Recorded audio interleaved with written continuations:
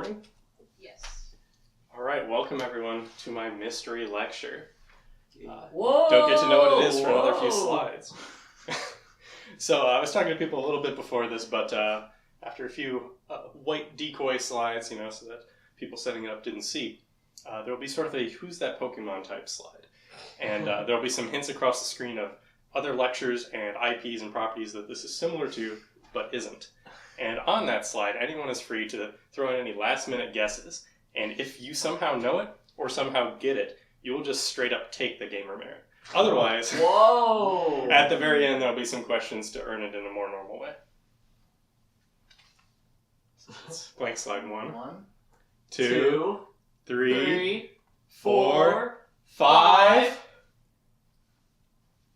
So this is a story of Earth destroyed in a conflict between two alien races that cannot understand, but it is not Xenoblade X. It is a story of untold horror wrought by one abnormally strong alien's hubris, but it is not invincible. It is a story of convoluted conspiracies, giants, and biblical imagery, but it is not Evangelion. It is a story of people whose names basically all end in man, but it is not Death Stranding. It is a story of politics and shifting alliances, but it is not Legend of the Galactic Heroes. It is a story of a virus that changed the world, but it is not Resident Evil. It is a story of household tools, but it isn't a shovel, spade, ladder, or stepladder. It is a story of individuality versus communism and Mord Sith, but it isn't the Sword of Truth. It is a story of constantly upgrading arms race, but it isn't War Thunder. It is a story of a lot of similar-looking people, but it isn't Dot Hack. Oh, yeah. Is it Devil May Cry? No, it is not. It's Watchmen. No, it is not. Oh. Is it Apple Rising? No. Also, the character in the background, I don't know how well you can see it, but this is the Who's That Pokemon character. Well, it doesn't look like him. The Bayonetta? Not Bayonetta. Any other last guesses, or should I get on my costuming? It's Lodos War! It's not Lodos War. Tell me you don't recognize that character? Oh, is it Fire Emblem Three Houses? No. Oh, I thought that was Edelgard's little hat she gets after the time scope. Oh, yeah. It's not hats, like little horns on the side of your head. Over your ears. I assume that was like a hairstyle. Oh, was it her hair? It's been a while. I don't know. Maybe it was her hair. This is Brain Rot 101. We're doing Skibidi Toilet. Oh!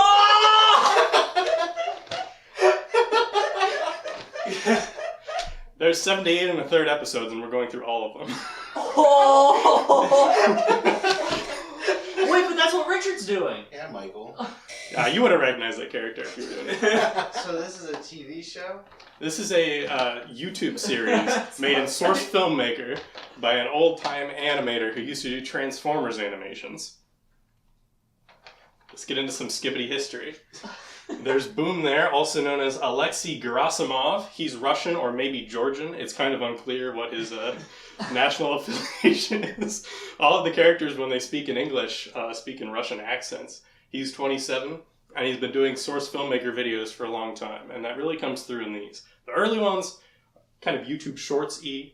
They're very cheap and brain-rotty, but as he became popular, he's like, okay, time to do the stuff I've always wanted to do. And became very cinematic, long episodes, inter-branching storylines. Yes? I'll let you finish and then I'll... That's a question. Ask your question, Richard. I was going to say, do you know about, the previous, before Skibidi Toilet kind of stuff, what's it called? The, Gary's Mod Idiot Box, or... I don't know that. I know what Gary's Mod is, but I don't know what Idiot Box is. It's in the same, vein or whatever, but for... Zoomers or /boomers. That's what Richard's lectures actually are. Well, we can tie together here. And as far as I can tell, the Skibidi Toilet movie by Michael Bay is still in the works. So, they announced it. They haven't said it's canceled. It could still be happening. We'll see maybe if it is. And after this, you'll be ready to watch it and know what's going on. It is divided into chapters, seasons, and episodes.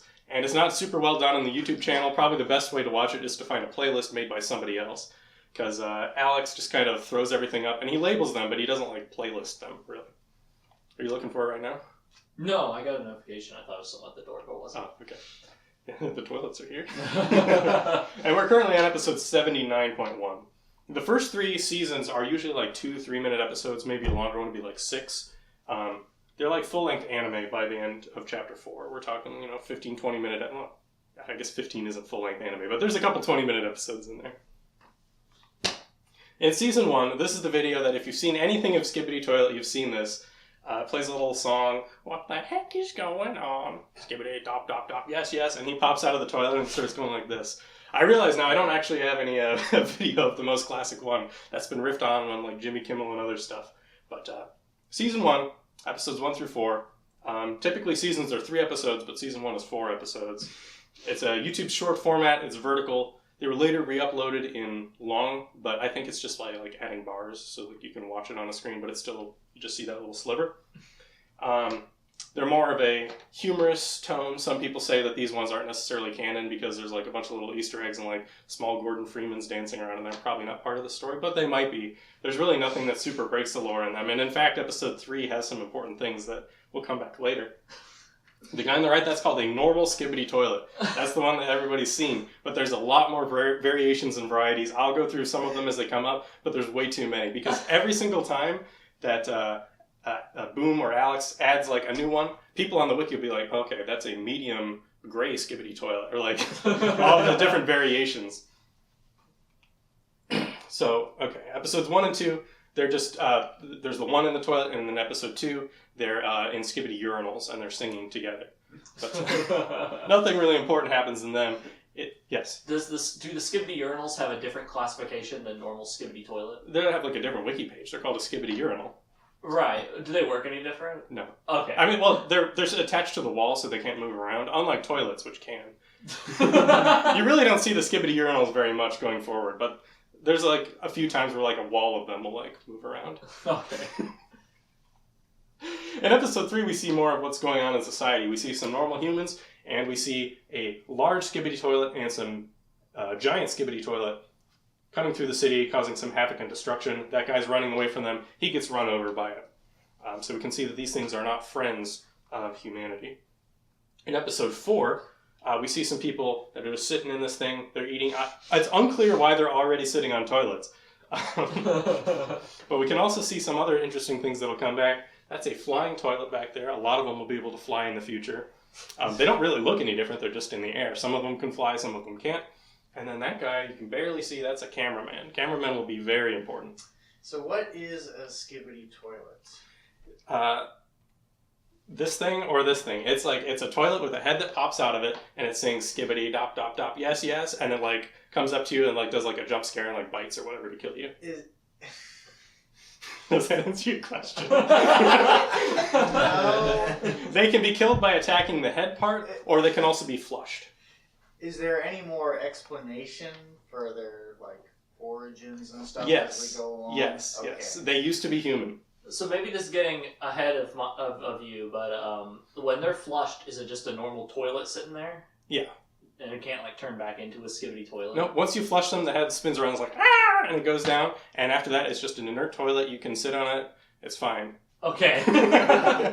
Yes. Is it implied then that this is like a graveyard of fallen warriors?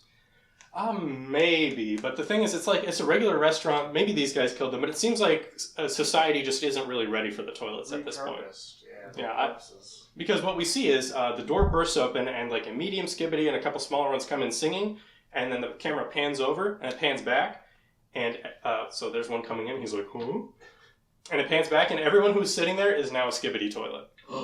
So it's some sort of viral infection, almost a brain rot, as you could say, where these people get turned into Skibidi toilets. Are they eating shit? I guess those ones are, yeah. That doesn't really come back. You never really see them eat. Usually they're just attacking. At first they attack with like their mouths or like, kind of jump up. Most of these episodes, we don't see the POV character for a while, but what it is like, you'll just be like seeing something happen, and then you'll hear like a scream, and then a Skibidi toilet will come from the side and like, get whoever is the POV character. So usually the person filming each of these episodes dies each time, and it's just a new one. It's almost like a found footage in that respect. So you could say it's similar to Blair Witch Project. That's another connection. Season 2, episodes 5, 6, 7, and 8. Episode 5, we see humans going to war against the toilets. We have the first copyright infringement of the remixed Imperial March mixed with Skibidi, the main Skibidi anthem. You can imagine that. I don't actually have the sound file here. And they appear in the sky, warping in. flying spawner Skibidi toilets. So we can see there's some people out there. You can see the military is starting to respond, but they're really not ready for these flying Skibidi spawners. And they move. There's a good picture in that GIF. They kind of move erratically. They're not smooth when they do their attacks. They're always kind of like jerking around, and like their like heads and polygons are always kind of weird.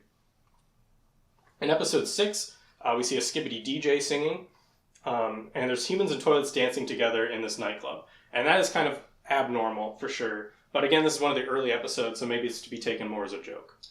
Did he just make the first one as one-off and sort of continue the series because it blew up and became super popular? Yes. Like, you could tell his passion is in animation, but, like, I think it was just kind of a silly joke, and then it became very popular, and kids were, they were saying Skibidi, Ohio, Rizzler and stuff, and it was getting shared everywhere. There was a bunch of remixes, and at one point in one of these episodes, you'll see the YouTube headquarters gets blown up, and a lot of people take that symbolically as him acknowledging that he has taken over the internet. In episode 7, we can see that they can be flushed. There's a you just pull that thing and they go down. Now, that's not the normal place you would flush on a toilet. I know. I don't understand it either. Probably easier to animate. Do they always pull it there, or in the future do they flush the normal flusher? Because it does look like this model has the flusher as a flat. Yeah, I think they always pull the thing. In fact, some of the more upgraded toilets we'll see later in the series have a cover over that thing. So you have to pull off the cover first and then flush them, adding another step of protection. That gloved hand, is that the gloved hand of a cameraman? And by proxy, is every single video being filmed by a cameraman? Take yourself a Neko point. That's absolutely correct. With very few rare exceptions, all of these videos are from what's called the POV cameraman, who usually dies at the end of whatever episode he's in. But yeah, these cameramen are the one who are recording the things, and they seem to be on the side of humans. They interact with humans positively later, and they're fighting against the Skibidi toilet invasion. So you said in this episode, and on the slide I see, we also meet a main antagonist. Is this guy who's flushed right here the main antagonist? No. That's on the next slide, if I remember to put it in. The G toilet! Oh! He's the leader of the Skibidi toilets. Obviously, he's the G-man from Half-Life. And this is the most simplistic form you'll ever see of him. He keeps getting upgraded throughout the series and becomes more and more powerful. But he has a long and interesting backstory that reaches far beyond Earth, and he's the one that commands the other lesser Skibidi toilets. Did you have a question, or did I answer it? I forgot my question. That's understandable. I'm sure it'll come back. My brain is rotting. In episode 8, we see some of the first full-scale war between the cameramen, also known as the Alliance, because there's other races that join in the Alliance with the cameramen, against the toilets. And we see a cameraman army engaging the Skibidi toilets, and as Cliff said, yes, the gloved hands, although not all of them wear gloves. Some of them just have regular fleshy hands. I think that gets recounted later. They usually always wear gloves. But, this is early episodes. There's also like a weird glitching guy back there next to that tank. Like, you're not supposed to take some of this super seriously, unlike later, where everything means something. This takes us into Season 3, which is episodes 9, 10, and 11. These are very repetitive episodes. POV camerahead will fight some Skibidi toilets and then get overrun and killed. There's really nothing new lore-wise in there, but we can see some other interesting Skibidi toilet models, like the police Skibidis. Basically, in this episode, a cameraman defaces a statue, I think, of a toilet. He sprays something on it, and then these guys come and get him. And in episode 10, we see Skibidi Church. And the service is interrupted by some camera heads. And we see something very important, which is after they break in and they flush the big one, they flash a thumbs up at the other cameraman. Because they're cameras and they can't talk, at least not yet, they communicate by hand gestures. So usually if one of them will save another and it's an epic moment, oh, you got me, he'll be thumbs up. And then the other one will respond by a thumbs up. So is the POV camera for each episode, is that filmed by a human or a camera head? It's a camera head, yeah. Okay. I think there might be a few where there's a different thing, but it's almost always a camera head. Yep. But yeah, we'll see the thumbs up happen a lot more. It seems to be pretty consistent across the Alliance of them communicating joy or admiration or a close call by nice thumbs up. And I have a few other gestures we'll see later as well. And we see some more other unique things. In episode 11, there's a triple Skibidi toilet. So you can see the arms race is already taking off of these different varieties. I'm sure Richard could tell us all about how in World War II, there's all sorts of different weird variations on tanks and guns and stuff that's hard to classify. It's an allegory. It's like war, yes. I think MatPat from or it might have been Film Theory at that point, had a thing that this was all about the death of traditional media.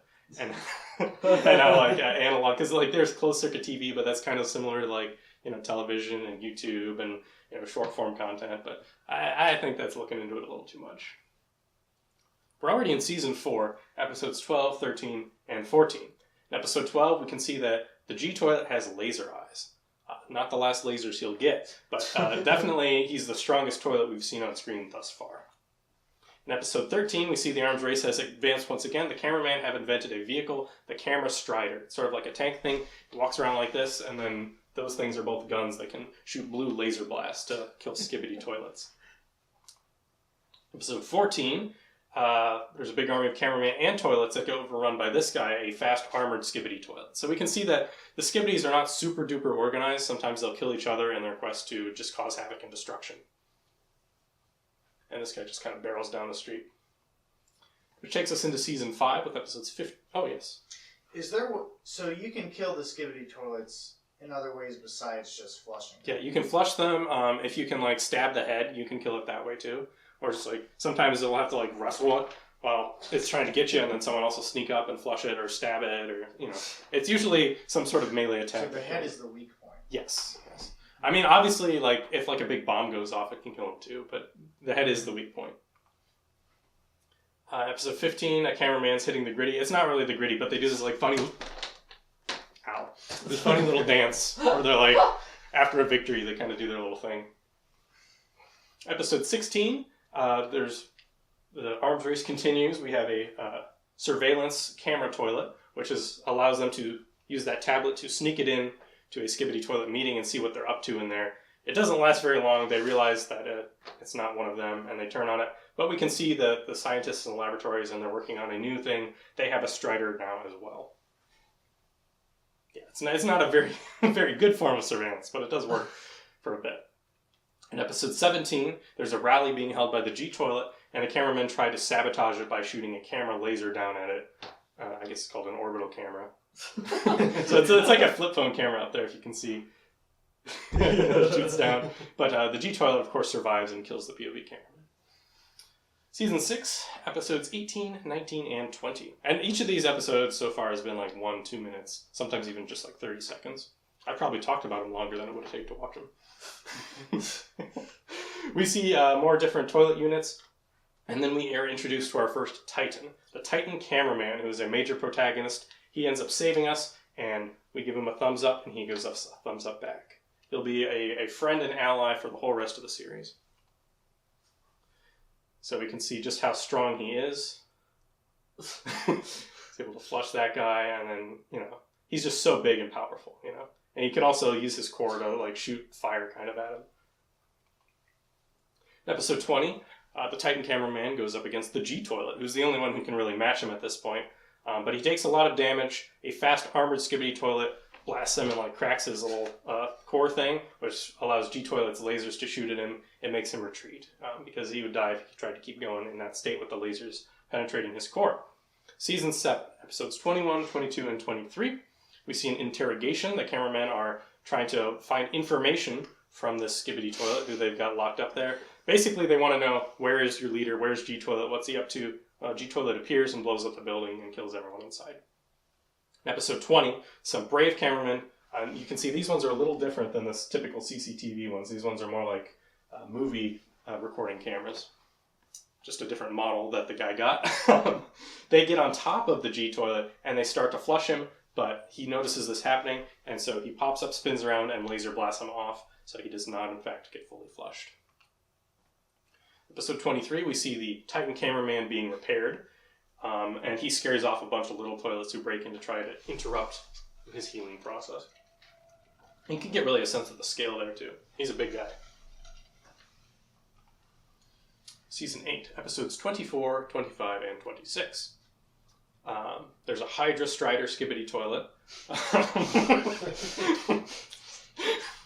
And so, you know, a lot of these is like, there's all these action sequences of the POV cameraman trying to fight him off, and then this thing comes and it's like, I can't deal with that, I'm getting overwhelmed. But then, he gets saved by a new faction, the Speakermen. who we can see there, they have speakers on their heads. And they are allies with the camera heads. That's why it's called just the Alliance and not just the camera heads, because the speaker men are now joining the fight as well. And they have their own units and stuff. Can they do anything special with the speaker on their head? At this moment, not really, but there are ones that will like use sonic waves and stuff, or like dubstep noises. Do they communicate the same way the cameramen do, or can they talk? They basically also use the thumbs up. I think they could talk if they wanted to, but since the cameraman can't talk back, they mostly just use the hand gestures. And it's more annoying. This guy's an animator, not a voice actor. So he holds off on voices until later, and then they're not very good. Kind of on a tangent, but I know the like heads and stuff are all from Half-Life. Like most of the rest of the assets also like Half-Life stuff, or do we know if they've been like sourced from other things or things like that? The vast majority are Half-Life. There's a few that are like custom or like edited from Half-Life to be something else. We'll see some unique heads that are used in this later, but yeah, it's pretty much all Half-Life. I see the speakerman doing some Fortnite dances over there on the right. So does every episode have, or most of them still have some like goofy like dancing and like just general brain rot stuff in it? Well, see, this dancing is like a victory dance. So if they like, but it is the Fortnite dance, isn't it? It's not. Isn't he like doing the? Yeah, I think it is that. Yeah, Okay. so it's like goofy brain rot, but it's part of their culture. It's the speakerman's victory dance. When they succeed, they'll do that dance, and sometimes they do that dance prematurely, and they'll get blown up. So it's part of the speaker culture and the camera culture. Okay. I think their dances are slightly different, but they're both they're both like TikTok type dance things. Like it's just being silly, and probably something where he was able to either copy it off of an existing one, or maybe just like the rigging was already there and he was able to easily put it in. I don't actually know too much about source filmmaker animation. So here we see more of the speaker powers you were talking about. You can actually put on your headphones to protect your ears. And they blow them away and it blow up that speaker. Oh yeah, they use the speaker strider, so the camera strider shoots like blue lasers and this one uses sonic attacks. We get a new Titan, the Titan Speakerman, and you can see he's actually sitting on the corpse of a fallen large gray Skibidi toilet that he killed earlier. He saves the POV cameraman and they do a little thumbs up. So now we have two Titans, one for the speakers and one for the cameras. The speaker one's red, the camera one's blue. That's kind of their theming throughout the rest of the show is the speakermen, if they have a color besides just gray, it'll be red. And the cameramen likewise, if they have a color besides just gray or white or black, it'll be blue. Which takes us into Season 9, episodes 27, 28, and 29. We see some speakermen. It's kind of hard to tell in this picture, but they're kind of like up on a rafter or balcony, and they're just seeing what are Skibidi toilets like in their natural habitat when they're not fighting. And they're pretty much all just like freaking out, singing their song just with each other. This is what they're like when they're alone. They're always doing the weird head movements and singing their Skibidi anthem. And I think they eventually like see that they're being infiltrated and kill them, like always. Episode 28, the Titan Speakerman, he shows up and wrecks some house inside of there. You can see he's cool. He's a very cool guy. Just basically to show off his power level so that later in the future when he gets in fights you can understand how strong he really is. Episode 29, we learn about the glitch Skibidi toilet who can like sort of zip around really fast, and it's like I don't know if he's like warping around out of existence and then back, but it's like these little fast blue lightning bolts that can like, chop cameramen's heads off. They don't really have an answer to him at this point, but he wipes out a whole squad of cameramen. They're just like, they'll look at each other and they'll like, sometimes they realize they're about to die, and so they'll give each other a thumbs up and then get killed. Takes us into... Whoa! Laura, you were first. There's a metro. Yes, there is. This one's not a point, but it is to mention that there will be a few of these scattered throughout later. Yes. Is that a real thing from Skibidi Toilet, or did you make that? No, I found this. This is stolen. Okay. I don't know where from. Yeah, so 30, 31, and 32. Yeah, there's none of these yet, but I just felt like this would be a good place to introduce the fact that there will be some little Neko toilets throughout here. I don't know how many I actually put in. It's not very many. Cliff already has 1 point. Episode 30 is a turning point in the war. We see the chief scientist Skibidi Toilet, who I believe is just another Half-Life character. And he creates the parasite Skibidi Toilet. And you can see it's this little guy here with the claws, and he is able to infect a large cameraman. It like climbs up into the back of his neck and goes in there, and you can see this sort of teal lightning around him, which indicates that he's been infected and controlled. So now this large cameraman is able to be used by the toilets rather than by the cameraman. And Can anyone guess what they're going to try and infect?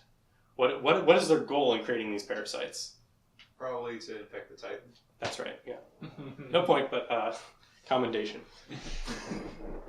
Episode 31, we can see there's a bunch of these infected ones, so you can see the toilets and these infected cameramen. You can kind of see their teal lightning there. They're working together, and they run weird. Yeah. Did they always have those proportions, or did the infection make them kind of bulky and weird too? The ones in the background that are bulky and weird are just a different type of camera. Or So some of them are speakers. They would normally look like that still. Yeah, I mean, they would be standing proud, you know. They wouldn't be like this. Right. Yeah. Yeah, there's different sizes of each of these different types of guys. There's medium and large ones, and there's really no tiny ones like there are with the toilets. Very sad event in episode 32. The Titan Speaker Man gets infected. He defeats a giant camo Skibidi toilet, which is a toilet that has camo pattern on its bowl and stuff. But the parasite sneaks up behind him, gets in, and he is now infected, working for the enemy. He's aware of everything that's going on and very sad about it. He just can't control his actions because he is being controlled by the parasite. Season 11, episodes 33, 34, and 35. We're numerically almost halfway through, but they keep getting longer. So here we get to see what I mentioned earlier, the G-Toilet blowing up YouTube HQ to indicate his dominance over the algorithm. And this is, I mean, the toilets are winning pretty handily now because the Titan Speaker Man was a very powerful guy and now he's working for them. And he pretty much is always hanging out with G-Toilet. G-Toilet's the leader, and he kind of uses the Titan Speaker Man as his personal bodyguard / like berserker. But they come up with a plan. They lay an ambush for an infected cameraman, and they manage to rip out the thing behind his neck, which proves that's the guy in the middle there. He was infected, but they managed to get the parasite off of him, and he's fine afterwards. You can see by the mutual thumbs up there. So they know that if they can manage to take away the parasite, the person who was infected will be fine and make a full recovery. So basically this means that's their main goal in the war now, is to uninfect the Titan Speaker Man, because he's their biggest asset, really. So we get the arms race, and we can see some of these camera scientists have invented a electromagnetic pulse disabler, which they can shoot at infected people, and it basically like EMS pulses the parasites off of them, which allows them to easily kill the parasites and save the people that are inside. But the roof gets ripped off by the infected Titan Speaker Man with the G-Toilet, and they try to use the guns on him, but their beams are basically not big enough. It's not able to uninfect him because he's so huge at this point. Are you saying that they need a bigger gun? They do need a bigger gun. That's another connection there. But the important thing is that the data, and in fact the prototype gun, is safely smuggled out of this facility before everyone in it is killed, which means that they will be able to be mass-produced in Season 12, which is episodes 36, 37, and 38. And we can see already there's a bunch of these guys that have these guns, and they're able to free and take out some of those. And so this guy, he was immediately freed, and he's just aware right away, and he flushes that toilet and kills him, and things are looking up, because now some of these speakermen and cameramen who were infected are now back on their side. But of course, there's still the Titan to deal with. We see a new piece of military technology that Richard would probably like in episode 37, the Parasite Disabler Laser Tank. So this is a tank you can see it's manned by a guy there, and it has a giant version of the Disabler laser. That's not a tank. What do you mean it's not a tank? That's not a tank. No treads. Yeah. So what would you call this? Armored vehicle. Okay, well, you're going to have to go edit the wiki. Because this is the PDLT. But there's a new danger, which will kind of be lurking in the background. Skibidi mutants. This one's a prototype. We'll see other Skibidi mutants later. The indication of it being a mutant is that it has arms and legs and is able to walk around. It's more like a person. There's a theory that basically a large speaker man corpse was used and the Skibidi toilet was grafted onto it, and that's how it has like limbs. I understand from like the horde perspective of it having, arms and legs, but they already can fly, can't they? Some of them can fly, some of them move around. I think the more advantageousness is that it can punch and grab and use weapons and stuff now. And they're always just trying to find new ways to up the ante and have more power.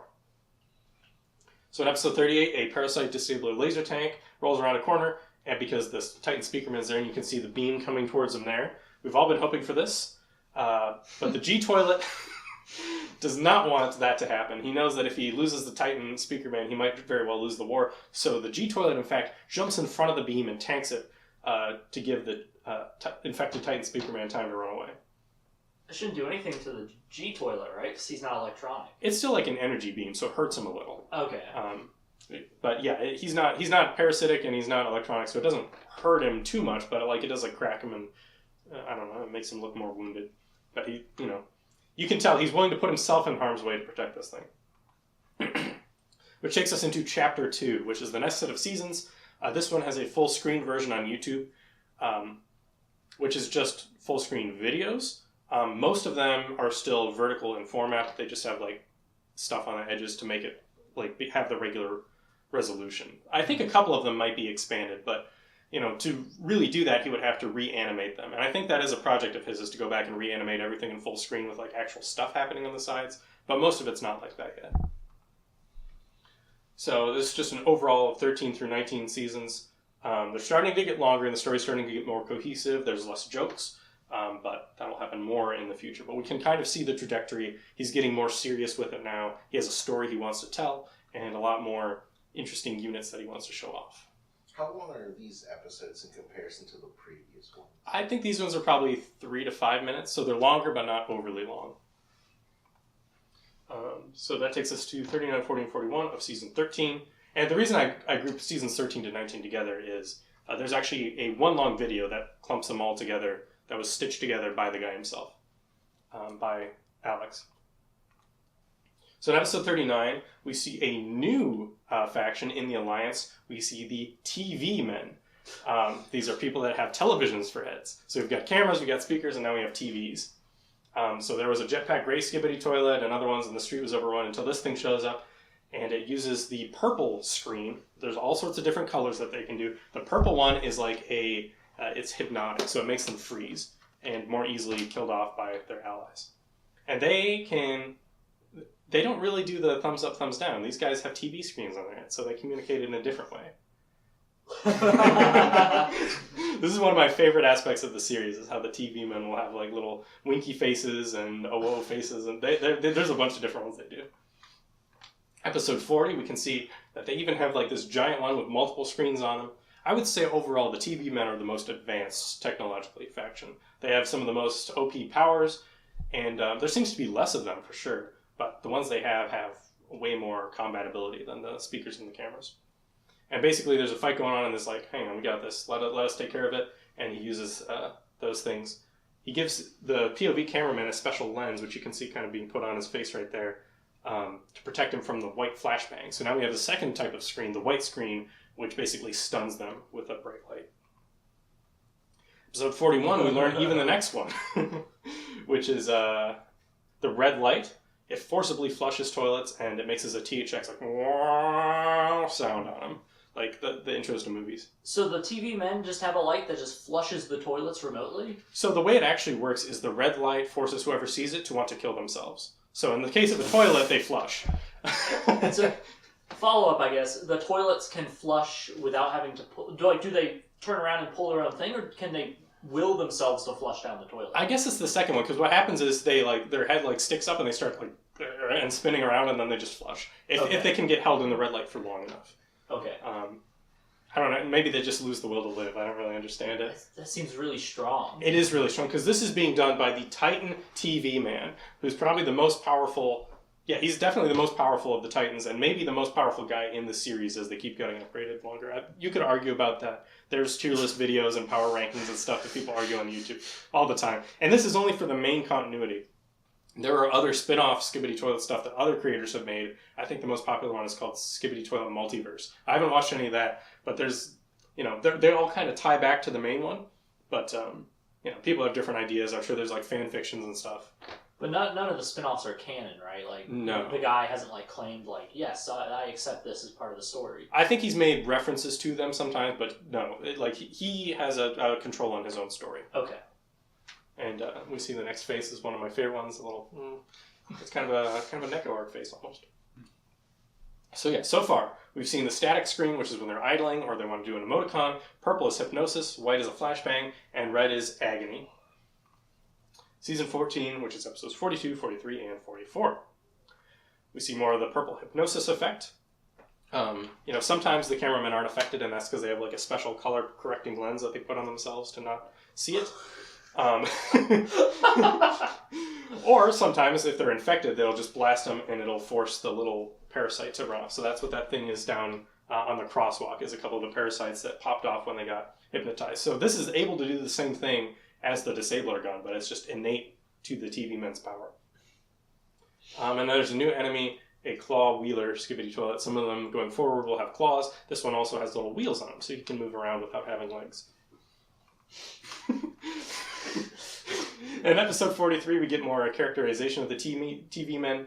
They are, like, they'll come in and help, and then they'll, like, leave right away or not care what happens to some of the other Alliance members, because they can teleport. I don't know if they do it here, but there's this black smoke that appears, and they can appear or disappear going through the black smoke.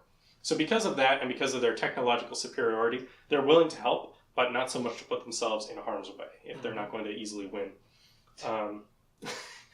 However, we can see more of the arms race. Those toilets up there, the gray ones, they have sunglasses, which means the white flashbang effect won't work on them because they have sunglasses.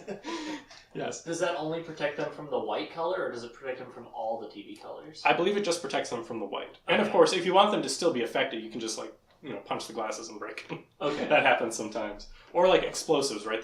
These guys still have rockets. So you're able to, combine arms, do some of that stuff. But they just, once they realize that they can't do anything against these ones, because I guess these TV men are only equipped with a white light, they basically are just like, and leave. So some people don't like the TV men because they don't seem as down to earth and kind as some of the other audiovisual races. Episode 44, we can see some of that actually there. There's the Titan TV man. He's got these claws. There he is stabbing a big guy, and you can even see he broke his lenses so that the white flashbang would work on him. I guess that one's called a hexatendril Skibidi toilet, so it has those tendrils and there's 6 of them. And then when he's mid-fight against a quad launcher Skibidi toilet, he gets upgraded by helicopter speakers, and that's how he actually breaks their lenses. He does a bunch of speaker noises to crash them. But the Titan Speaker Man is watching from the distance, and TV Man sees this and he makes an angry face because he knows that he's going to have to deal with that infected Titan Speaker Man at some point. He's still this looming threat, still the most powerful unit that the Skibidi toilets have. So there we can see that he's off there and then he's angry. Season 15, episodes 45. Yes. I'm sorry, to go back to the last picture of the Titan TV man, I noticed he's covered in speakers. Is this kind of like a collaboration, creature with the Speakerman? Yeah, so this is the same Titan TV man, but what happened was he got damaged in that fight. This guy's, I think, rockets blew him up somewhat. And so some speaker helicopters, which is a speaker that has a rotor on top that can fly, sense, yeah. they fly in and they give him some mid-fight upgrades. They give him some speaker technology that allow him to do that. And is that... Oh, I see the propellers now. Is that just, part of his, equipment now? He's going to be like that going forward? For a while. Okay. They're constantly upgrading and changing things, so it's hard to keep track of. If you go on the Titan TV Man page on the wiki, it'll be 1.0, 2.0, and 3.0 are different pages for him of his different main upgrades. Okay. But this one's probably considered 1.3 or something. Okay. Episode 45, there's a draw fight between the infected Titan Speaker Man and the Titan TV Man, and he does a neutral expression. They fight each other, but it doesn't really go anywhere, and they both kind of leave. And he's sad because he thought he would be able to beat him. In episode 46, we have a new horror, the Vacuum Skibidi Urinal. So that's a urinal that's tipped on its side, it has tank treads, and he can suck things in with his mouth. But the Titan cameraman is luckily there. He's able to beat him in a fight. And do I have a picture? Yeah. He does an angry woo face after being victorious, and you can see the guys that he sucked up are able to get out safely. So they were just vacuumed in. I guess they weren't chewed. So get to see just more of the TV man horror farming, really. In episode 47, we see the G-Toilet 2.0, who now has these laser things strapped to him, and he can fly around more, and he's more powerful.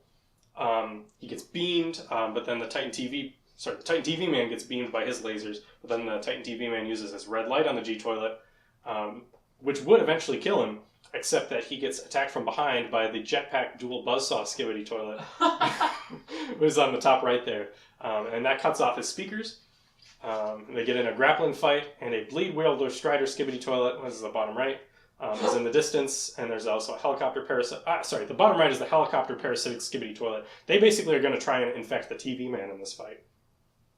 What is the scale of the... Because I know the G toilet's pretty big. What are the scale of these other two flying ones that come in? Because they're not really... I don't see them in this picture, at least. The Buzzsaw one is maybe like the size of the torso of the Titan TV man, which is still bigger So than he's most pretty big, buildings. okay. He's pretty big. And then, of course, the blade wielder in the background there you can see is huge. The parasite ones are usually pretty small because they want to sneak in and get in the wiring. Okay. But basically, he's losing this fight, the Titan TV man, so he teleports away with the black smoke. I also noticed in this picture that so many of the buildings seem destroyed now. Is this kind of a theme going forward that not a lot still intact, not a lot of normal people riding around? Yeah, the Earth is pretty much ruined at this point. We'll see some pockets of surviving humans occasionally, much later in the series actually. But yeah, the fight between these two species have pretty much taken us out. Obviously, the Alliance is kind of on our side. They're against the toilets, but I mean, what are they even fighting for at this point, But then we see a human that looks at the POV cameraman. This guy, who you may recognize as the channel logo for Alex, a slightly modified version of this. But this is a character that is later known as the Administrator. And he is still very suspicious. It's very unclear what his full role is, but he's involved with everything. He's involved with how this happened to begin with. We'll later learn he was at the Alpha Hills laboratory, and that laboratory, in some way, some experiment they were conducting is what either created or drew the Skibidi toilets here. But he seems to be on the side of humanity, but he does so by manipulating the cameraman. In Season 16, we have episodes 48, 49, and 50. Episode 48, we see the first, what I would call an FPS action segment. They're all in first person, of course, from the cameraman's perspective, but this one's high action. He's flying around. It's like an on-rail shooter almost, very cinematic, taking out all these different guys. And I guess the guy that we're seeing it from is called the Scientist Cameraman Leet, or 1337. He invented the disabler gun. And we see a recurring important character, the Plunger Man, in the top right there. He dual wields plungers, and he's very cool. And oftentimes you'll see him bravely walking into a situation he would have no hope of surviving with just his plungers, and then getting saved by something else. He's not necessarily the wisest character. He puts himself in a lot of danger, but he has no fear. What does the plungers do to the Skibidi toilets? Usually it just kind of gets them in the face so they can't bite him, and then he'll flush them another way. Later we'll see he'll put metal spikes inside them to use them as a mace, but it's still a plunger rather than a different weapon. Mace, yeah. Because a plunger is the natural weapon of something trying to come up out of a toilet. Then we see the flying buzzsaw Skibidi toilet. He runs around and chops some guys in half. And for this and a large portion of the future, we'll see that these gray Skibidi toilets seem to be the main ones. We don't see the white ones as often. They're there, but it's for whatever reason the gray's there. Maybe it's more of an upgrade. Episode 49, we meet our first woman. What I mean is she's called the TV woman, and there's a few other characters that have this suffix woman on the end. She has the orange ability, as we can see on the top right, which causes things to burst into flame, which is also very powerful. And she saves a cameraman known as the 51 MP, or simp cameraman, because when he gets saved by her, he falls in love with her. And so when the cameraman or the TV men are teleporting away and saving him, he wants to be in her group, but she has no time for him. She's doing other stuff. And she makes all these cute faces like the less than greater than W sign there. She can also detach her head, so the TV can fly up, and it can sometimes infect different Skibidi toilets if they've already been taken out, or just attack from different angles. So they get teleported to the lab, and inside the lab there's a bunch of chaos and alarms going off, and there's an attack by the toilets. Plunger Man looks like he's going to die because, again, he always just charges headfirst into danger with his twin plungers. But then the upgraded Titan cameraman, if you remember, he was somewhat hurt and he had those things before. Now he's got more camera powers, no speakers on him at this point. And he obliterates a dual laser strider Skibidi toilet and a giant gray bonesaw Skibidi toilet using a big hammer. And I guess in the previous episode there were loud mechanical noises, which longtime fans would have recognized as foreshadowing his return. Which takes us into season 17 with episodes 51 through 53. Here we get another one of those first-person action segments. This is from the Titan cameraman. He's flying around doing all this stuff. This is a short gif of it, but it's a pretty extended segment, maybe 30 to 45 seconds of him doing this stuff. There's a gray toilet that has the flush cover that I talked about before, where he has to peel it off and then flush it. And he's actually got Plunger Man riding on his shoulder during all this. Yes. Do we ever really see the normal Skibidi toilets anymore at this point? It seems like everyone's getting attacked as like Giga, Buzzsaw, Gray Skibidi toilet with wheels and tentacles. Yeah, you don't really see the... Like, sometimes if there's like a big crowd, there'll be like a couple normal ones in there. But for the most part, it just gets crazier from here. Okay. You don't see the normal ones as much. Probably those normal ones are getting upgraded into these. Okay. One of the new enemies is called the Rocketeer Astro Toilet, who's he's fighting there. This is a very important foreshadowing for later, but we don't see really what that means exactly. But the fact that he's an Astro Toilet does mean quite a bit. Yes. So wait, are these titles like not fan made? They're like in the titles of the episode? Some of them are made up by fans on the wiki. Other ones are like in the closed captioning. Or otherwise like stated by the creator in like Twitter threads, or sometimes he has like spin-off like fun videos that mention some of the names. But a lot of it is fan-made, and sometimes a fan-made name gets adopted by him later in the closed captioning. Episode 52, the POV cameraman is saved by the Plunger Man. So we can see that the Plunger Man is sort of a hero among the cameraman and the Alliance. They very much look up to him. And so there's reinforcements, some camera helicopters you can see up there, and a camera woman. Who, is that her there? Yeah, you can see that is a camera woman, which is the second woman in the series so far. So we get one woman of each faction, it seems. And she has a multi-target locking capability for her neck launcher. So what will happen is her blue light will turn red, and it'll go toot, toot, toot, toot, toot, and lock on to all the different Skibidi toilets in the area, and then her head goes down, and a little thing pops up, and it launches a bunch of spikes at him with the lock-on feature. In episode 53, we have another Astro Toilet, the Overseer Astro Toilet, who's very terrifying. He's got all these crazy things. He's got stuff that covers his eyes so he doesn't get affected by the different colors. But the Titan cameraman repels him, and they manage to protect a staging area, and we see some shielded heavy electromagnetic parasite disabling laser tanks go in. Or I guess just one of them, plus a normal version of it. Basically, this is foreshadowing that we're going to try and use these big parasite disabling rays on the infected Titan Speakerman, who's still at large. And we haven't seen him in a while. Taking us into Season 18, Episodes 54, 55, and 56. Yeah, we see sometimes they disrespect him. You see the cover there. You get to caress the face a little bit. He's stunned by a stun rifle, which is a new technology the cameramen have come up with. And he's not in this picture, but the simp cameraman is like sitting in the background on a defeated toilet looking at a picture of the camera woman longingly. But the glitch Skibidi toilet, which is the one that zips around and decapitates people, is back. Do I have a picture of it? No, I don't. TV woman comes back, though, and manages to save all of them, including her simp, by detaching... I really should have had a gif of this. Her head pops off, as it can, and it turns purple and spins around rapidly. And what that does is, when the glitch is like disappearing, it's only like existing for a few moments at a time as it glitches around. But with her spinning around, with her purple hypnotic ray, that manages to catch it, and then they're able to stop it. And I believe at that point they actually kill the toilet inside the glitch, but preserve the actual glitch body, so they're able to use that for themselves later. But she teleports away before the simp cameraman can reach her and declare his love. On episode 55, there's a big task force. Remember, there's all of the tanks and stuff. They're going to try and take out the infected Titan Speakerman and get him back to their side. But they get attacked by these other things. This guy actually teleports with black smoke, which is rare for the Skibidi faction. He is a skull dismantler and has like an acid barf attack. And he destroys the big tank, sadly. And the Titan does manage to kill it, but it's too late because their big disabler ray tanks are gone. Because he was distracted by the Overseer Astro Skibidi toilet and the Jetpack Rocketeer Skibidi bathtub, which is the one on the bottom right.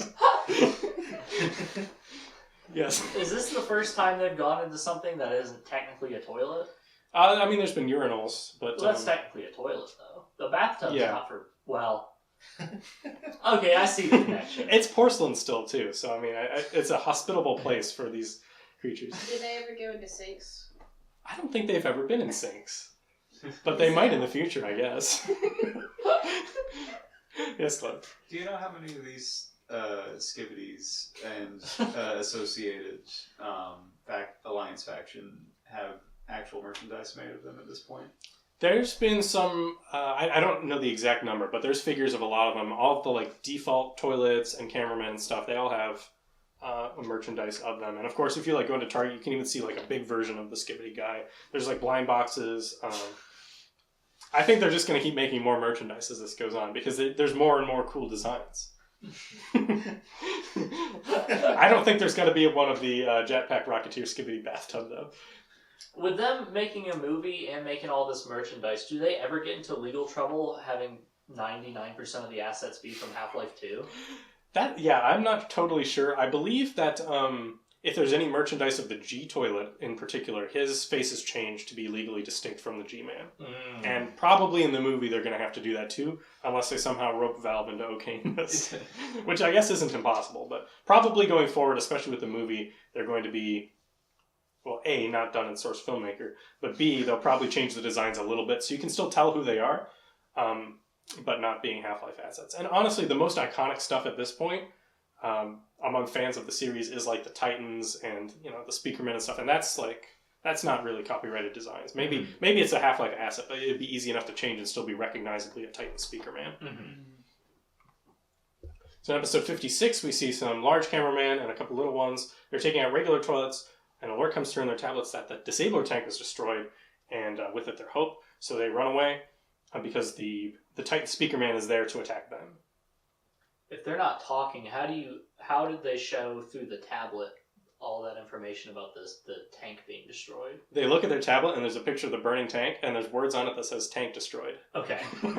So kind of like simple messaging across. Yes. Which is, we'll see later how the Skibidis communicate. Obviously they have their anthem where they talk to each other. Sometimes, like if the G-Toilet is giving advice, it'll be like, Skibidi, dot, Skibidi. So like, all words of their anthem seem to mean something different to them. That's how they communicate. This takes us into Season 19, Episodes 57 through 59.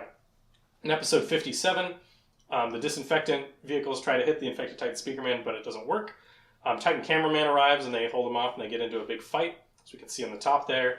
But of course, G-Toilet is there to ruin their fun. He's been upgraded. You can see he has more lasers now. He has a jetpack on the back. He has sunglasses to protect him from different colors, and he has the headphones on to protect him from different sounds. So let's see what happens here. He turns around and tackles the G-Toilet, the cameraman does, but that allows the infected Titan Speakerman to recover, because he had been thrown down, but he was able to get up now. But then Plunger Man appears. You can see him up on that building there, and he's like, I'm going to go get him. Until he gets crushed by the infected Titan Speakerman's hand. He lives, but he's in very dire straits at this point. But he takes a lot of damage. The Titan Cameraman is skewered non-fatally, as I put it. But then Camera Woman gets behind the infected Titan Speakerman. And G-Toilet freaks out when he sees this happen and flies away because he knows he can't stop the Camera Woman. She manages to teleport and crush the parasite, which frees the Titan Speakerman. But the Titan Speakerman, remembering all that he's done while he was infected, is kind of out of his element. He like looks down and he's really sad before he flies off. He's not flying off to fight, he's flying off to brood. So here we see some of that. She manages to get in there and rip out that parasite. But before he leaves, he just takes off. But the POV cameraman does give a big thumbs up to the Titan cameraman. Episode 58, though, he's back. Titan Speakerman, he's going on a rampage. He's very angry about all the things that were done to him. You can see those flying helicopter Skibidi toilets. He like spins around and shoots all of them really fast. We also see the administrator covered in a green glow up in the top right. He's just watching these events unfold, not interfering. And then Titan Cameraman wipes all those guys out and takes off, and then Titan Cameraman comes back and is like, what happened here? And then flies off after him. Because he didn't expect him to go on such a rampage so quickly. But now in episode 59, they're both together, both Titans, the cameraman and the Speakerman. Yes? I see a little Neko toilet! Whoa. Yes! What was my thing for this? You get an echo point, but I don't remember what the... Polytrace move, and then I'll show the gratitude by thumbs up and you're hitting the gritty. Oh, it's that on the next slide we will see one of the most iconic moments in the whole series. That's your Neko fact. Okay. Yeah! Oh! And they look and he thumbs up. It's so cool. The music like swells and it's like these are bros and they're back in action. And it makes this really like loud like crunching sound. Which takes us into chapter 3. That was actually the chapter 2 finale, which is now season 20, episode 60 through 62. How are we on time? I have no idea how long I've been talking. It's even been an hour. Wow. I'm making good pace then. Episode 60, there's some trouble within the Skibidi ranks, some infighting. We see that there's the Overseer and the Detainer Astro Toilets, and they are not agreeing with the G-Toilet about something. He's done something, and they seem to be trying to discipline him, but he's strong. And he's saved by his friend, the Chief Scientist Skibidi Toilet Mech, which is a bigger version of the Chief Scientist Skibidi Toilet we saw earlier. And the reason it's a mech is because the Chief Scientist Skibidi Toilet is actually piloting this thing. That is not like a real head, that's like a robot head that the Chief Scientist is inside of piloting. And with all this going on, the POV cameraman who's watching this go down looks to his friend and thumbs up, and then they both get blown up.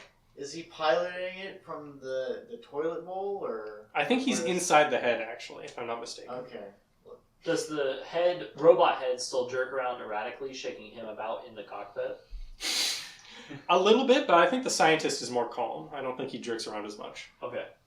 Yeah, that's pretty much that. So it's important to see that the G-Toilet and the Astros seem to have some kind of disagreement. But none of them die at this point. Episode 61, we see the most critical Skibidi Toilet. And it has these flashlights on it, which is it blinds the different cameramen because their cameras are weak to light.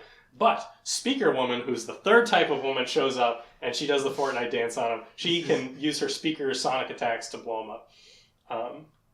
Yes. Is this actually supposed to be critical, or do people just call it that because it looks like him? I believe in like the video description it mentions critical or something like that. Okay. Like it's supposed to be him, yeah. And he's not the last famous person who will have a Skibidi Toilet version. And the Speaker faction are very happy that their woman has arrived. But they kill him in this, right? Speaker woman kills him? I think she might kill the other ones and he gets repelled. Okay. I don't know if he really shows up again after this, but it is a big deal that Critical is in Skibidi Toilet. Okay. I don't even know if he knows. 62, we see some Alliance guys. They're playing catch with a Skibidi Toilet. Like, they're just throwing it back and forward. And then the large speaker man does like a dubstep blast and blows it up. And then I'll look at him like, why'd you ruin our fun? And he's like, but then there's an attack. We can see there's a bigger Skibidi mutant. That one there is the Skibidi mutant berserker, but there's also the Skibidi buzzsaw mutant in the bottom right there. And we see a new hand gesture, the flip off. So they can thumbs up when they're happy, they can thumbs down sometimes when they're sad, or if they're angry at someone, they do that. And this group is considered the Chief Scientist's attack team. Obviously, the scientist is the one who's created these mutants. Takes us into Season 21, Episodes 63 through 65. We're on a cameraman base. We get to learn about a new cameraman. This is called, a new speaker man. This is called the Dark Speaker Man or the Knife Speaker Man. He's very similar to the Speaker Woman, except this guy's like all melee attacks. But he obviously wears a very similar outfit to the Speaker Woman. I guess she's more pink and he's more red. They're getting attacked, but he saves them. And then the Berserker Skibidi Mutant appears on the scene, but gets attacked by the Glitch Toilet. And what we see is that Plunger Man has survived himself. And at first we think he's like Darth Maul attached himself, because remember his bottom half was ruined. But we later see he was actually fine. His legs are okay. He's just inside the Glitch Toilet, which remember the head was killed, but the body was protected. So he's able to use that now to glitch around and attack. Are those things on the side, do they launch the plungers, or are they just holding it for him to pull out later? The ones on the side are plunger launchers, and you can see behind him are his two melee plungers. Okay. And that's just like a holster. These are all very good questions. And then, let's see, after he saves them, this guy laughs, and then gets a plunger thrown in his face. and then he flips him off, and there's a little bit of infighting and joking here. And then, so he flips that guy off, and then these two thumbs up at each other. So it's like a funny prank that he pulls. He plunges them, and then like, yeah. We can see there's the Berserker back there. But then a big fleet comes in, including both Titans, so not the TV Titan, because he's off doing his own thing or just teleported away or being worked on, some helicopters and dropships. I should have a picture there. In episode 64, we see some more explosive, dangerous things. There's the incinerator Skibidi urinal. It was the one in the back there, I think, who has all those saws inside it. There's the bomb overload Skibidi toilet, who's like a suicide bomber in the front there. And he has a self-destruct feature. But the Titan cameraman manages to scoop up the bomb Skibidi toilet, fly it away, and throw it before it's able to hurt anyone else or himself. But then both Titans see something in the distance and fly to it. What could they be flying to that's more dangerous than the incinerator, urinal, and G-toilet back there? Also, at this point I realized that the wiki says that this episode takes place in Dubai. And the administrator is watching as well. Episode 65, on the other side of the river, we see there's a bunch of Skibidi Striders. There's the chief scientist mech and the G-toilet's there. The Titans arrive, and they show up. But then the G-toilet is sad. He looks there. That's him looking at the chief scientist leaving. He's like, you've left me to deal with this on myself. And so then there's a long fight, and the Titan speakerman stabs out G-toilet's eyes, and the Titan cameraman roasts him with his fire core. So we can have a fight here. There's that big thing. He's beating him up. Uses his fire core to blast him. And we see that there's actually mechanical pieces inside of this G-toilet. So there's one head that's popped open, and there's another guy inside. It was a decoy. That was not the real G-toilet. So the one that was defeated here was actually the G-toilet decoy. And in fact, all the ones of the season that we've seen so far have been G-toilet decoys. The real G-toilet has not shown his face yet in this season. And so then more of these self-destruct toilets come in, and let's see, I believe the Speakerman gets away, but Titan Cameraman has to tank it with his shield. So the decoy G-toilet was there just basically to trap the Titan Cameraman into getting attacked by these guys.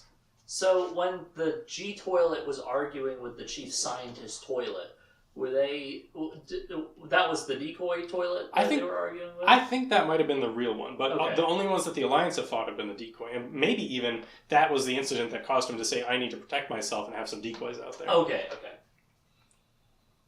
But the smoke clears, and he gives a thumbs down, because he's been heavily damaged by all these bomb-carrying toilets that crashed into him.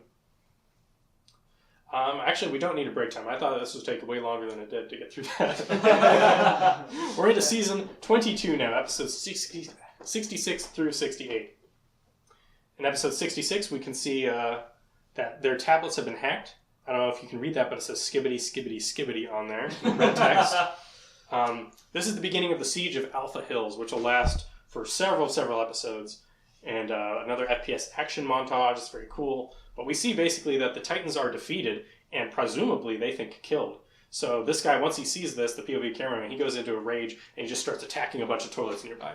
Is this them defeated at the end of the last episode, or is this something else that happened off screen? Is it that was this, and it's partially propaganda because they're not dead, but they have been defeated, and those two are like grinning at each other. What are the Alpha Hills? It is a location built into like a mountain, and it's a laboratory where a bunch of experiments were done in the past, and currently it is like one of the main bases of the toilet faction. Of the toilet faction. Oh, so it's the Alliance attacking the toilets. Yes, the Alliance are trying to go into the Alpha Hills. There's a siege. They're outside. They're trying to get in. They're trying to stop some of the research, find out what's going on, take out some of their stronger units. And I don't know if Alpha Hills is a Half-Life location or if it was just named that by the guy. I don't actually know. I didn't look that up. So then we see all three women in one place at one time. We have the speaker, the TV, and the camera. We also have the Plunger Man. So many of our heroes are right here. And, the TV faction's been gone, but now TV Woman's here. She's the most active of the TV people, I would say. She's more willing to help out and stick out her neck for others, more so than her other TV men people. Plunger Man appears, he takes out an armored strider, and everyone cheers, but she's aloof. She's not impressed, really, I think. She's happy, of course, that there's a dead toilet, but I don't think she's as impressed by the combat prowess of the Plunger Man. But you can see Camera Woman is very cheesed. So there's a cool fist bump with the Black Speaker Man, who's also there. A bunch of toilets attack, and TV Woman, she just teleports away with an oh whoa face, leaving everyone else to fend for themselves. So the POV cameraman has to run into one of those crates. You can see the big TV man there who's ready to teleport all of them together. He gets into the nearby bunker, turns around, and he sees the Buzzsaw Skibidi mutant is about to attack them before they can get away, but he's repelled by a giant bright white light. What could be stopping that Skibidi Buzzsaw? And we can see it is, in fact, the Titan TV man who's repaired and back. He's got his little happy face. And I should mention, the TV people actually speak, and they speak in backwards garbled text. So in the earlier episodes, I don't really know what they're saying. In the later ones, closed captioning is added to allow me to figure out what they're saying. And it's not backwards in the closed captioning. It's normal, so you can translate. Are you sure it's just not Russian? They have backwards letters that we have. No, I mean, it's like reversed audio. But they do have Russian accents, because I think it's all voiced by the same guy. And the administrator shows up, and he's surveying this. And I don't know if we learn it here, but basically he used to be a scientist at Alpha Hills, and he's upset that the toilets have made it into their base. He kind of feels sort of protection and territoriality about the place he used to work and be in charge of. Episode 67, we have the upgraded Mafia Skibidi toilet. He has an acid shooting gun. This is just more of the attack. This is on the outside. They haven't infiltrated Alpha Hills yet. And he attacks, and if you remember, the Titan cameraman, he was wounded, and he's actually got a broken arm. So he will actually, during this fight, rip off that buzzsaw and attach it onto his arm so he can have a buzzsaw. I guess that guy is called a quad buzzsaw Skibidi toilet 2.0, if you were wondering. They managed to kill the Mafia toilet, and then the chief scientist Skibidi toilet, I don't remember if he's the real one or a mech, but he appears and he's happy. There's more fights, the G toilet appears, and we even see that the chief scientist has a TV screen. So the bad guy has a TV screen now, and he very nearly is able to force the Titan cameraman into suicide with the red beam. But the screen is broken that was displaying the red beam, and G-Toilet immediately runs away because something has appeared that is able to break that.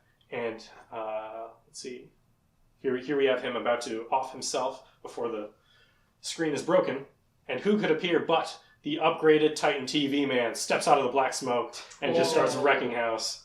He's got this big big energy blade. And I don't think he does it here, but we even see that with the black smoke, he can like swing into smoke and have his sword appear like behind an enemy using the teleporting power. And he can actually do the :3 face on multiple screens at the same time to really show his true emotions. So now all the Titans are here. There's some more G-Toilet drones, the fake ones, and we get to see that there's actually an infiltration group of some of the smaller. It's a mixed unit of speakermen and cameramen that are running into the base. There's this cool moment where the thing's falling down and he jumps in and rolls through, and then this big, large cameraman, he manages to hold it for everyone else to get through. You can see Plunger Man's there, but the brave, large speakerman, which is his name on the wiki, gets crushed eventually by that falling bulkhead. But he allowed the rest of his team to get inside. And they're all looking. You can see his decapitated speaker head back there. It's actually a little bit of a gruesome scene. And you can also see that the Dark Speaker Man has made it in.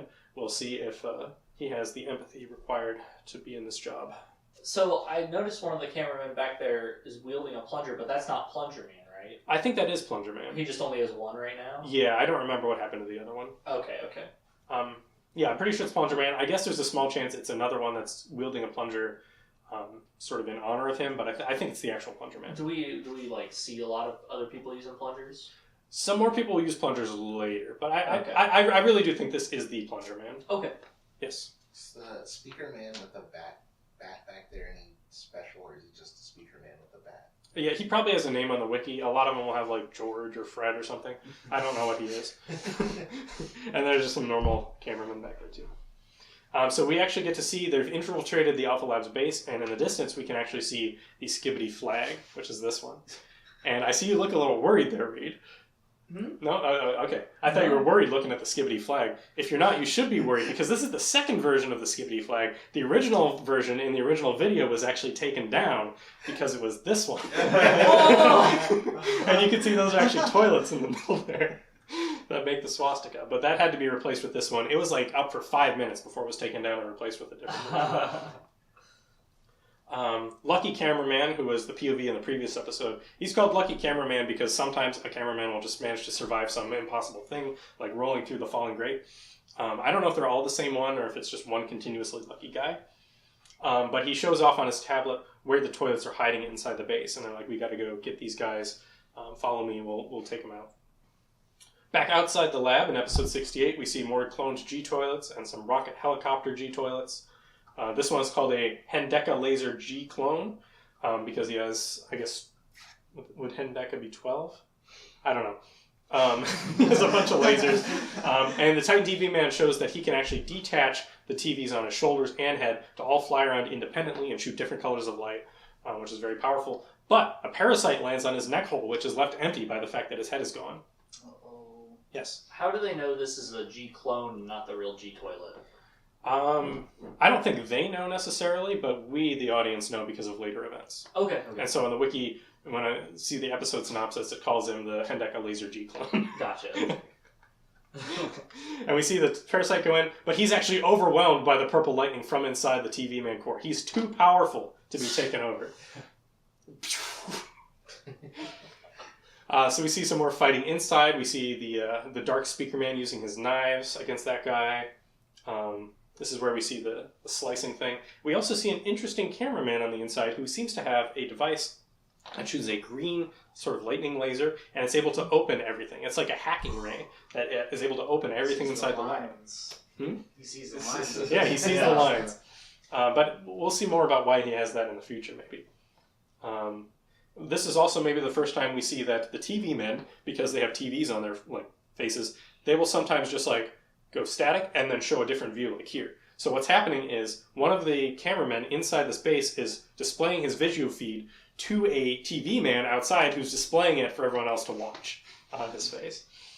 And we see a assembly factory, and this one's POV speakerman or cameraman is the Plungerman. So yeah, it is the real Plungerman.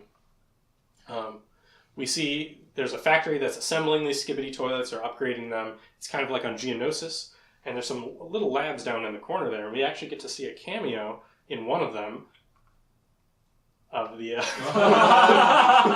the Jesse Pinkman and Walter White toilets, and it's unclear what they're working on, but they are there in the factory. But they see them, and so everybody's got to run. They get into an elevator, and this large cameraman gets hit, and he's dying, and he gives a thumbs up and also his protecting lens to the Plunger Man before he dies in this very sad moment. And then the elevator reaches the next floor. The mission has to continue, even though more and more of their friends are dying. Which takes us into Season 23, Episode 69 through 71. Episode 69, they're dispatching more toilets inside the lab. You can see in the background there, they even have a disabler array to take out one of those parasites. And as they're walking through, there's Skibidi toilet heads inside of these prison cells. And I don't know if they're being experimented on or what, but they just kind of ignore them for the moment. Plunger Man has upgraded his plunger to be spiked, as you can see in the bottom left. That allows it to do more damage. But eventually, Skibidi Mutant sees them and hits a button, and all of the prison doors open, and suddenly they're being chased. So they manage to run through into the next room and close the blast doors behind them, and they start to celebrate. Those guys are running through. You can see that's the Michael Jackson Skibidi toilet up there. That guy barely gets through. But they're happy because it closed off. They start dancing, Fortnite dancing. So when they have celebrity cameos like Michael Jackson as Skibidi toilets, he will return, by the way. So Michael Jackson is an important character. That's great news. When they have toilets like this, do they sing the Skibidi song in a voice more similar to the real life person, or is it the exact same Skibidi bop bop? It's the exact. Usually, if there's a change, it's usually bigger and deeper and slower if they're huge. So Michael Jackson doesn't have a high pitched voice to match real life Michael Jackson, or Critical wasn't super deep. I don't know if Critical even says anything, because sometimes when they're fighting, they're not singing. Okay. I thought they were always singing. They're usually singing, but if they really have to fight, they'll shut up for a little bit. Okay. I don't know. Michael Jackson might make some different noises. I can't remember off the top of my head. Mm-hmm. But then he breaks through, and they have to run. And so now there's a very sad moment where everyone's running in, and they manage to get through the next door, and these two haven't made it in time. They're straggling behind, and the Dark Speaker Man's going to close the door on them. And you see POV cameraman, who's Plunger Man, he's like, no, stop, wait for them to come in. And the Dark Speaker Man's like, no. He closes the door on them, and those two get killed, which Plunger Man is not happy about. He slaps him and then punches the wall. Dark Speaker Man doesn't retaliate, he just kind of looks down on him for being weak. But then Plunger Man flips off these guys who've killed his friends. Yes? Neko. Oh, yeah. Sorry. Yeah, you get another Neko point. And what was my thing here? I think it's just that the fact here is that despite assaulting his superior officer, the Speaker Man does seem to have enough of a heart to realize that he was kind of a jerk, and so he doesn't retaliate at all.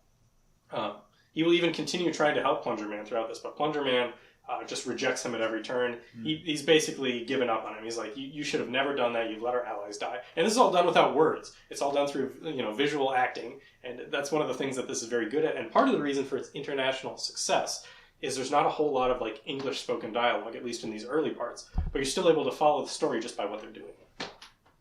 We're still in the early parts. Yeah. I know in terms of episode numbers, we're getting, we're like 70% of the way through, but the later episodes are so much longer and so much more happens in them. And there's more dialogue and stuff. So if you're like watching one of the compilations in the runtime, we're less than halfway through at this point. What? Because a lot of these are really short episodes, but they get longer, One episode is 20 minutes and one's 3 minutes. It's, the numbers don't really tell the whole picture. So then we go back outside with the Titans. They get some reinforcement upgrades. You can see there's some speaker helicopters that are coming on there to fix the Speaker Man. And the Titan cameraman is given energy by the Titan TV man. His purple core shoots a healing or some sort of upgrading energy beam at him. And Titan cameraman's like, yeah. But then Titan Speaker Man's like, okay, what about me? And he's like, no. And he doesn't get any. So there we see the beam going in there. It's improving him in some way. And they actually have a cool handshake. And he's like, what about me? He points at himself. No. Not just the TV man, but the Speaker Man too. He's like, no, you don't get it. I got it. Why don't they give him energy too? Because it's funny. There's a lot of these things where they're just pranking each other. Or maybe if you wanted to be more realistic, maybe the energy charge needs to rebuild up before he can do it again. But I like the idea that they're just like, no, screw you. Outside, we see a POV cameraman who gets a jetpack, headphones, lens, and a bolt rifle. So this guy hands you all of this stuff to upgrade you. And we have another flying around FPS montage type of thing on rails. He's shooting with this big red laser, taking out all these different guys flying around. It's really well done. Takes out some medium Skibidi gray toilets. He has the portable laser cannon. There's some heavy Skibidi toilets out there with shields, and his laser doesn't work on those because of the shields. But then the Titans arrive again. Titan TV Man charges up Titan Speaker Man, who goes on another rampage. If you remember, he spun around and take out guys in a previous episode. Now he does it again with even more lasers. You can see him there, just blows them all up. It's very powerful. But then a Detainer Astro toilet, who is the one that has, I don't know if a Detainer is something from a Half-Life, but it's like these claws with an energy thing going across it, and it can catch beams and throw them back, and it can also grab people. But he appears and says, everyone here will die. And he does that face from it's like a chicken nugget that's singing Cotton Eye Joe, I think. Yeah. That's right. So there we can see the Detainer rays. He catches the beam, and he's upset about that. Back inside the lab, we pick up a piece of paper, and at first you're thinking, oh, finally, some real text, some real lore here. But if you look closely, it's just the lyrics to Skibidi Toilet written in Greek letters. That's how they communicate. So there's Dom Yes Yes right there, and Skibidi Bop Bop. Sometimes it's Skibidi Dop Dop, sometimes it's Skibidi Dom Dom. I don't know if there's necessarily a difference there. Back inside the lab, there's the Balaclava Grenadier Skibidi Toilet who's causing trouble on the engineer. And this Dark Speaker Man, they're in an elevator and it stops part way. And so the Dark Speaker Man's upstairs and he's reaching down for the Plunger Man, trying to help him. But Plunger Man still hates him, so he slaps away his hand and crawls him up himself. Do you have a picture of the Balaclava Grenadier Skibidi Toilet? I hope so. I don't know if he's in here though. So I said lore, but it's really not lore. All we see is there's an Astro Toilet on the bottom left and the Chief Scientist on the top right. But then we do see this other picture, which actually has English text and lore, and it's Alpha Hills Labs gets new administrator. And we can see that tall guy in the middle there. That's the one who's been watching things unfold. That's why he's known as the administrator. We see government-sponsored underground laboratory assigned a new administrator. Details and reasons of the remain in secrecy. The guy is Russian, so sometimes the spelling is wrong and sometimes the grammar is wrong. But then there's a sneak attack. That guy comes in, but then the Plunger Man, he throws a spiked plunger, breaks his television, because, they have televisions now, and he also has a spike gun that takes him out. So yeah, I mean, he saves that guy down there. They probably thumbs up each other. So they're sneaking through. They're using the green hacking ray, getting through the facility. One of them even turns invisible at one point, and that's weird. We'll see why he can be invisible later, but he is able to help out by doing some invisibility stuff. They manage to get into the main boss chamber with the chief scientist, and the chief scientist wants to flee, but every time he goes to a direction, they hit the green beam and they shut the door that he was going to go through. So it forces him to fight, and he's just not that strong. They even use the next TV color, which is the black one, which seems to be related to the black smoke they used to teleport. It stops the chief scientist from being able to teleport away. So there's a big fight between Plunger Man, there's the guy that has the heavy laser, all 3 women are involved, and then these guys are upstairs trying to break in. And they do manage to stop the chief scientist. However, the Dark Speaker Man is killed, which probably most of the fans at this point are happy with because he was so mean to his friends. Yeah, so there was a mech with the chief scientist inside, and I think chief scientist lives, or maybe he's killed and there's a new one later, but there is a new one later. And then there's a sus handshake and a sort of a Men in Black type of thing where that invisible guy appears, and then there's their camera screens get hacked, and they seem to forget what happened, and it says recording error. And then the invisible cameraman appears with the administrator, and they talk to each other, and he says, well done. Thanks to you, that scientist is old. However, a bigger threat is coming. That's why certain things have to remain secret. There was no evidence left except one thing. This battle you did not survive. And so then we see back from the perspective of the POV, who remember is Plunger Man, and he is glitching out. It says critical damage on him. He's on fire, and all of his friends, there's both women, they're sad, they're looking at him. There's sparks coming out of his chest, and he looks up as he dies, and gives one last thumbs up to the Titan cameraman, and Speaker Man falls dead. Camera offline. So, previously when the administrator was talking, was that fully voice acted by the creators? Yeah. Is that the first time we get to hear something like that? I think so. Okay. Yeah, there might be a little things later, but this is a full sentence. He's talking in English with a Russian accent and bad grammar. I meant to ask this earlier, but prior to the point where we discovered that he is the administrator, was he labeled differently on the wikis and all that? I don't know. Got it. I didn't go back in the talk page, or I guess the history. And we see that this was actually coming out of a TV man's head. Oh, sorry. There's an echo. Oh, yes. The Neko is that this is one of the saddest moments in the whole series. You get an I Neko. did. I had to wipe my tears from my eyes. Plunger Man is an inspiration to us all, and we should strive to remember him and emulate him in our lives. But these guys were all watching, and they see the final moments of Plunger Man, and they all thumbs up at the television in respect, because he's saved probably most of them at some point. He was a hero to their kind.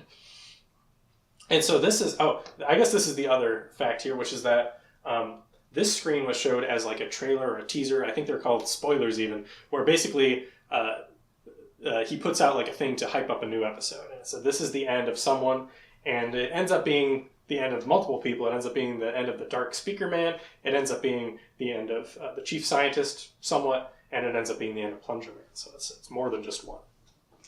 Yes? I need a restroom break. Okay. I'm glad you guys like Plunger Man. Even the Titans like Plunger Man. They think of him very highly. As they should. I genuinely couldn't believe he died. It was so really sad. So did you guys, did you know any of this type of stuff was Skibidi Toilet? Do any of these look familiar at all? No. I knew generally that cameramen were a thing, and I knew about the giant one. I didn't know he was a Titan that would get upgraded. I've seen a little bit of Skibidi Toilet. Okay. Same. Not Yeah. Have you seen even the very first video of the singing I don't toilet? think I've even seen the original Skibidi Toilet. I've just seen the picture of Skibidi Toilet. It's a genuinely good song, though. I'll take your word for it. Cliff might be on the verge of transforming into a toilet. Oh, yeah. I defeated it just there. Okay, good. I will say, the one I Yes, watched, the little bit I've seen, I genuinely thought it was quite good. And I didn't even get to a lot of the lore stuff. I just thought, the battles and the animations were pretty good. That's the thing, is a lot of people, they'll see just the very early things and they'll be like, this is stupid. Or they'll take the tack of, oh, I watched Skibidi Toilet. It's actually so much better than you think. Haha, wink, wink. No, it genuinely is just really good. There's none of this, oh, I can't believe this is Skibidi Toilet. It's like, no, the guy who did this had a whole like career of making animations before this. It's all animated super well, super good choreography. He obviously understands like cinematography and like framing and all this stuff. It's a very, very talented project, even if it is a little silly. There's even arguments in the fandom of like, should they have not had toilets to begin with? All this camera speaker man stuff seems way cooler. But without the toilets, it just wouldn't be the same. Like, you need them to get it going. Who are they fighting at that point? Just exactly. Like exactly. So now we can move on to episode 71, where I believe we're outside the labs now after the main boss chamber was defeated. And Invisible Cameraman is told by the administrator to go back, and he heads back. So it seems that the one who was able to turn invisible is maybe the same as the one who was able to hack things. We see later that the administrator hands a hacking device to someone. But the POV keeps changing. This one is actually really confusing for me because they'll look at a tablet and then it'll like zoom out and they were looking at one of the TV man screens and I don't know who's watching who at this point. But the war is continuing outside. These big bulkheads open up. The Octo Launcher Skibidi toilets are around there fighting. And then a cargo crate one leaves. And then suddenly the new and improved G-Toilet 4.0 comes out. This is the real one. He's not a clone. He's not a decoy. He's got sunglasses. He's got even more stronger lasers. Which takes us into season 24, episode 72 through 74. In episode 72, this is more of the siege, but it's mostly one at this point, but we're fighting outside. We see the Camera Strider 2.0, and we see, for the first time, I believe, a toilet paper grenade being used, which is just a roll of toilet paper that they'll throw at a toilet and then it explodes and kills them. It's just a grenade, but it looks like toilet paper. Then this detainer Astro Toilet shows up and talks to the G-Toilet, and he says, "You know the penalty for treason, Commander. No one escapes justice." And I feel like this tells us a lot. This guy used to be commanding the Astro Toilets, but for some reason he has committed treason.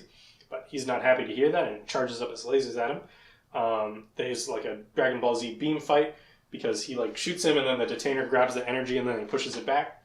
And then there's kamikaze planes from the Skibidi side that attack this Astro Detainer Toilet. So we see more of a rift appearing between the standard Skibidis and the Astro Toilets. Who's saying this to who?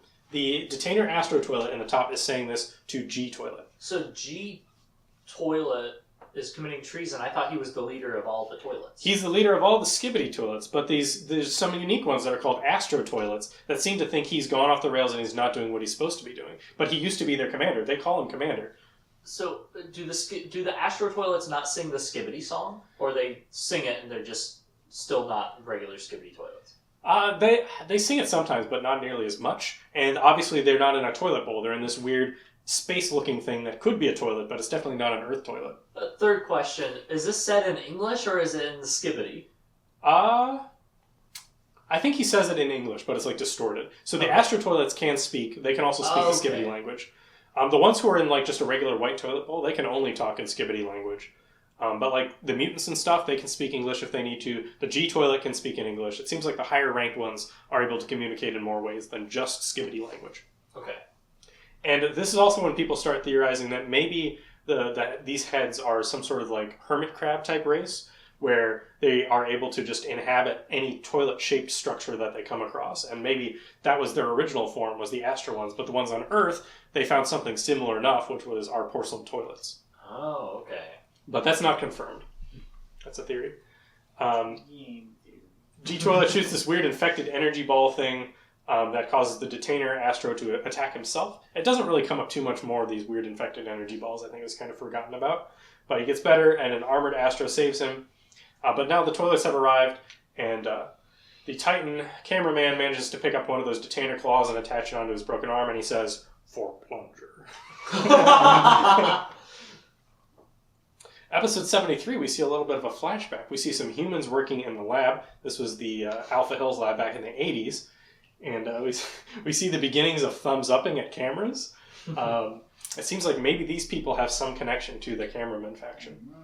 There's a woman there, and we know that there's a camera woman, so maybe it's a woman.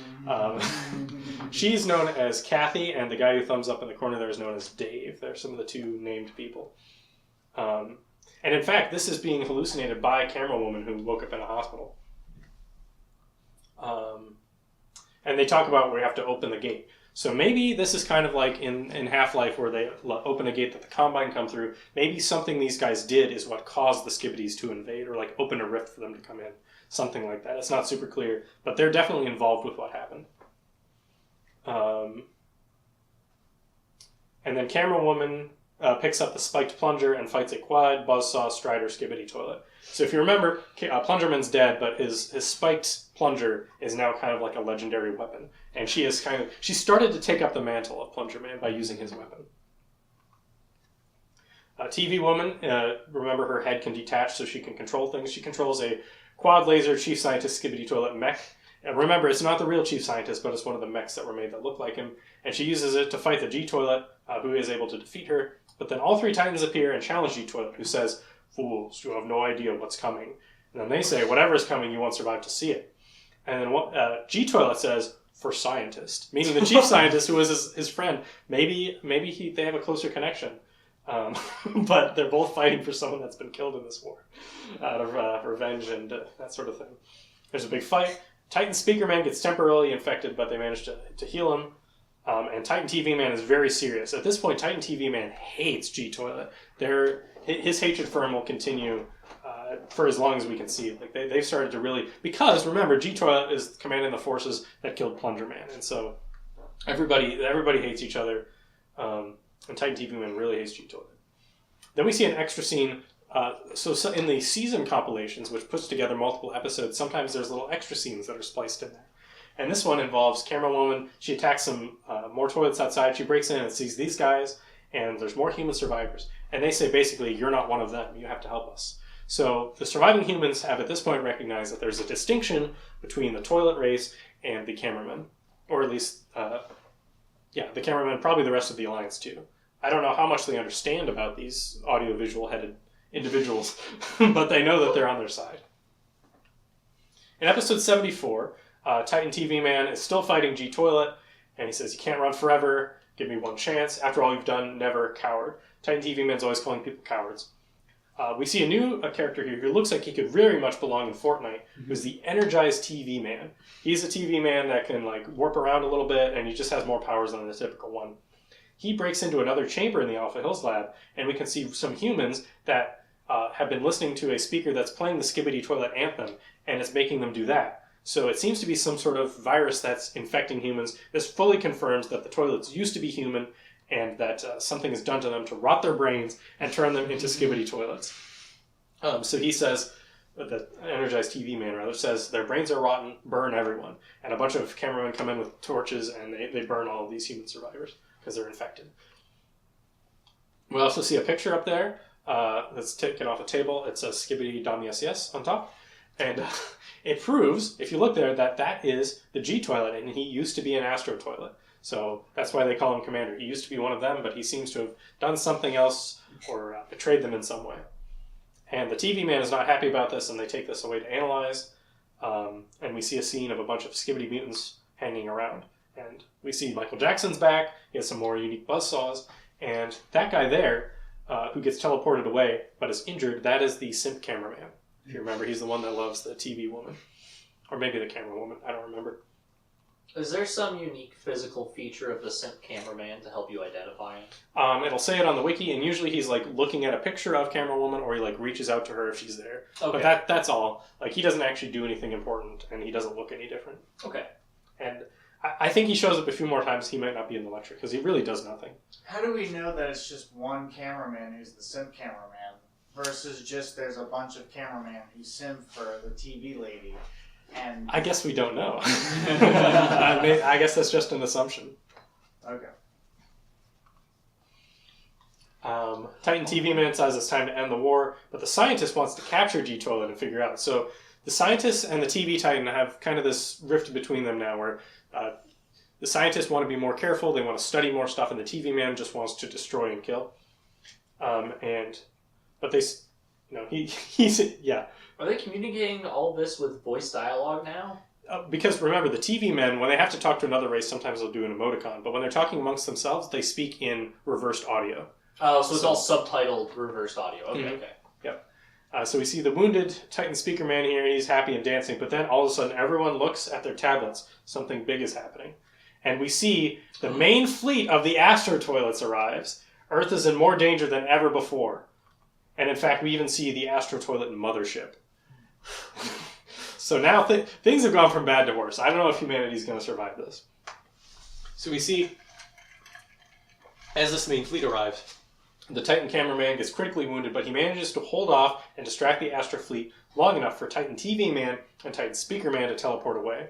And I think is he thumbs up in there? I can't tell. But he's basically saying, I got this. I'll be okay.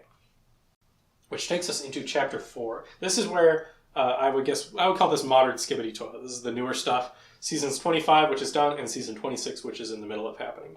We're entering the home stretch, but these are also by far the longest episodes, so we're not really entering the home stretch. We'll see.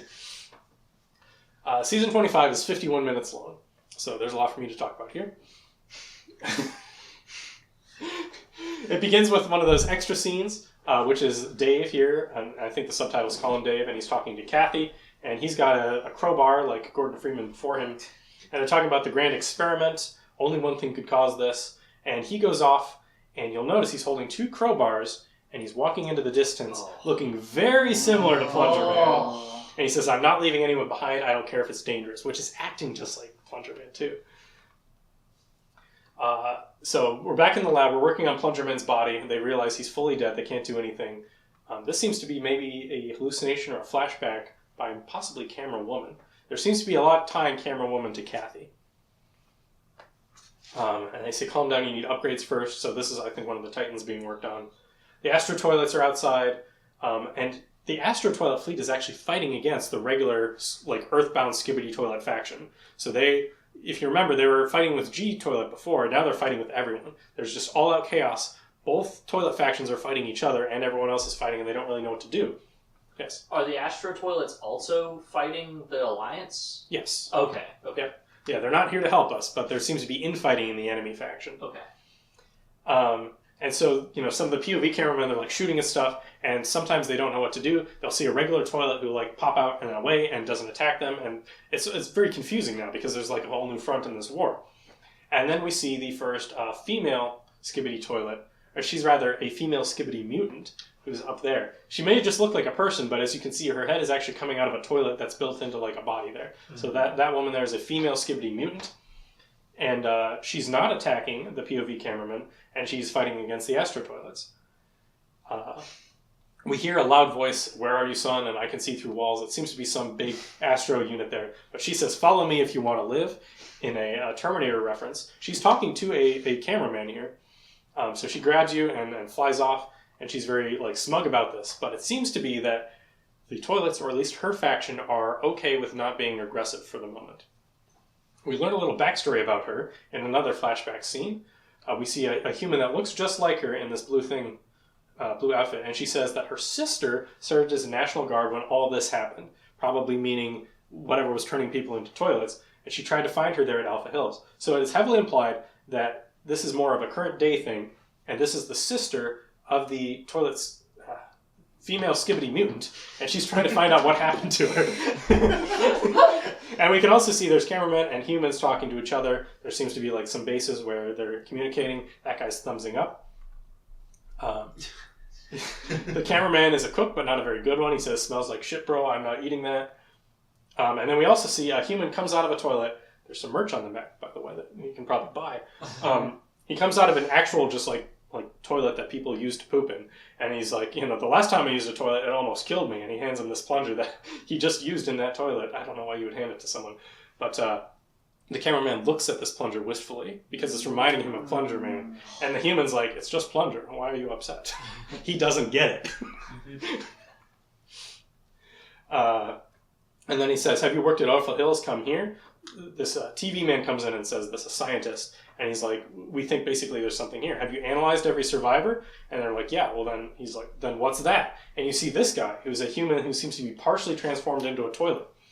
And they're like, basically there's an infection inside this lab here. You didn't properly screen everyone that you evacuated. But then he says, "Stop it. Don't attack me. I came here to speak on behalf of my peoples. In these hard times, we must seize the opportunity to form a new union. Time to bury the hatchet, don't you think?" And they look at him like, So it seems to be that the normal Skibidi toilets are vying for some sort of peace or alliance with the Alliance, because the Astros are now a bigger threat. So there's more outside, and we actually see the Administrator in the flesh throws a spear through a Hexclaw Grey Skibidi toilet, and he gives his motivations. They stole our technologies. I'm angry. My anger is immeasurable. Their leaders are hiding inside my facility. And then he gives the POV cameraman a master key that can access any computer inside, which it's unclear if this is something going forward or if this is maybe a flashback to that cameraman that had the green hacking device, and this is how he got it. Because it seems the ones that use the green stuff are connected to him. Green things are always related to the Administrator. Are the episodes generally in chronological order? Yes. So it's... But this one might be in the past? This is one of those extra scenes, so it's not clear if it's part of the episode or a flashback or just extra lore from the past. Or even retconning. Sometimes he does that a little bit. But in general, it's linear. Mm-hmm. Okay. Yeah. And if there is a flashback in a main episode, usually it's clear because there'll be like a filter over it. Or like when it's done, it'll pan out and they were watching it on a TV screen. Okay. Which is usually attached to a person. But they also have laptops too. So as we can see, this was actually from the memories of this cameraman who they're interrogating about why did you do this. So this proves that this one was a flashback. And he seems to not remember it, but because there was someone running around with a green thing that could hack everything inside there, it seems to be a real memory, even if it was somehow implanted or added to him later. This seems to have actually happened. Which takes us into episode 76. We have more of a full-on civil war between the classic Skibidis and the Astros. And it seems that not everyone's on board. Some of the regular Skibidis are still fighting against other people. This alliance is very tentative at this point. A big Skibidi tank, which is known as the Eli Vance Skibidi toilet. I believe that's a Half-Life character. He's co-piloted. You can't really see it in here, but there's a cameraman up there with him. And the POV actually picks up one of the cameramen who is injured and had like a bum leg and tosses him up on there, and they all ride on him. And we see more fighting. There's one of those, that's an upgraded camera Strider, fighting against an Astro Strider of some kind. And it's actually being piloted by the scientist cameraman who at one point was running the glitch toilet, I think. We see TV Woman reappears. And let's see. They're more interested at this point, the TV faction, on collecting samples. They basically want defeated Astro toilets taken back to their lab so they can reverse engineer it. But she seems to be more empathetic about the sacrifices of the cameramen who died to bring them this, whereas the other TV men don't seem to care as much. They say they're coming, and we can see there's different sizes of toilet, and then also there's this cameraman working with them. A more on-rails action sequence that lasts for a few minutes, and there's a green line that's zipping around, slashing, very similar to a glitch toilet. And I don't know if we ever find out what that is exactly. But the mount, I'm calling that big toilet that they were riding, he dies and the cameramen keep running, and then a bunch of new Astro toilets appears, but then a new enemy emerges and kills those Astro toilets, the Astro Duchess.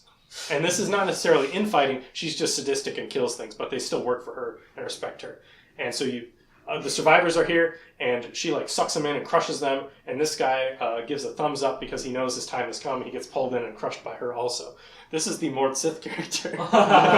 The Astro Duchess is very very domineering. And before we're killed, we give her one last middle finger, and her crushed. She can also do that. And they say, proceed with the plan. And then we see also that this was recorded and transmitted from that cameraman back to the base. A TV man drops off an Astro Trooper corpse, and camerawoman's mad again. She's saying, you should be more respectful. These are very hard won. And then camera woman, she picks up Plunger Man's spiked plunger. She's used it before, but now she's looking at it again, maybe it's time for me to fully fulfill the mantle that Plunger Man left behind. And there she is holding it. You can see it's been upgraded a little bit. It seems not to be rubber anymore, but metal, and it has a retracting spike in it. And that's camera woman. Which takes us into episode 77, which so far is, I think, the longest episode. It's 25 minutes or something. So now we see more of this alliance being hashed out. We see the female Skibidi mutant appears, and a bunch of other ones come to the base. She says, your base is our base. Titan TV Cameraman's not happy. Titan TV Cameraman, his friend Plunger was killed by these guys, and he's not so sure about having an alliance, even though there is a bigger threat now. And I don't remember if this cameraman or TV man saying this, but he says, "Dumb bitch, why are we aligned with the shitheads? Are we this desperate?" Okay, yeah, this is Titan TV man talking to a TV scientist who is not talking in all caps. This is necessary if we want to survive. We must organize a meeting with their hiding leader, which I think means the G toilet. He knows something that can help us. And he says, only thing I'm organizing is his funeral. How can you trust him after all the genocide? You've seen what the invaders can do. Their weakest units wipe out entire legions. They kill everything in their way. Do you think we have a choice? We do. Acquire bigger samples. Develop stronger upgrades, just like before. This is not just like before. Our advantage is being underground in secrecy. Because remember, these are the TV man faction, so they hide away and they only fight when they think they can win. Our advantage is being underground in secrecy, but we have to be cautious and slow. If they find us and access our technology, this will be the end of our world. And then the Titan TV man makes a good point. Our world has already ended. It's theirs now. We also see that there's some more upgrades. There's some Japanese cameramen and a Japanese Skibidi toilet. They haven't really done anything yet, but they're out there.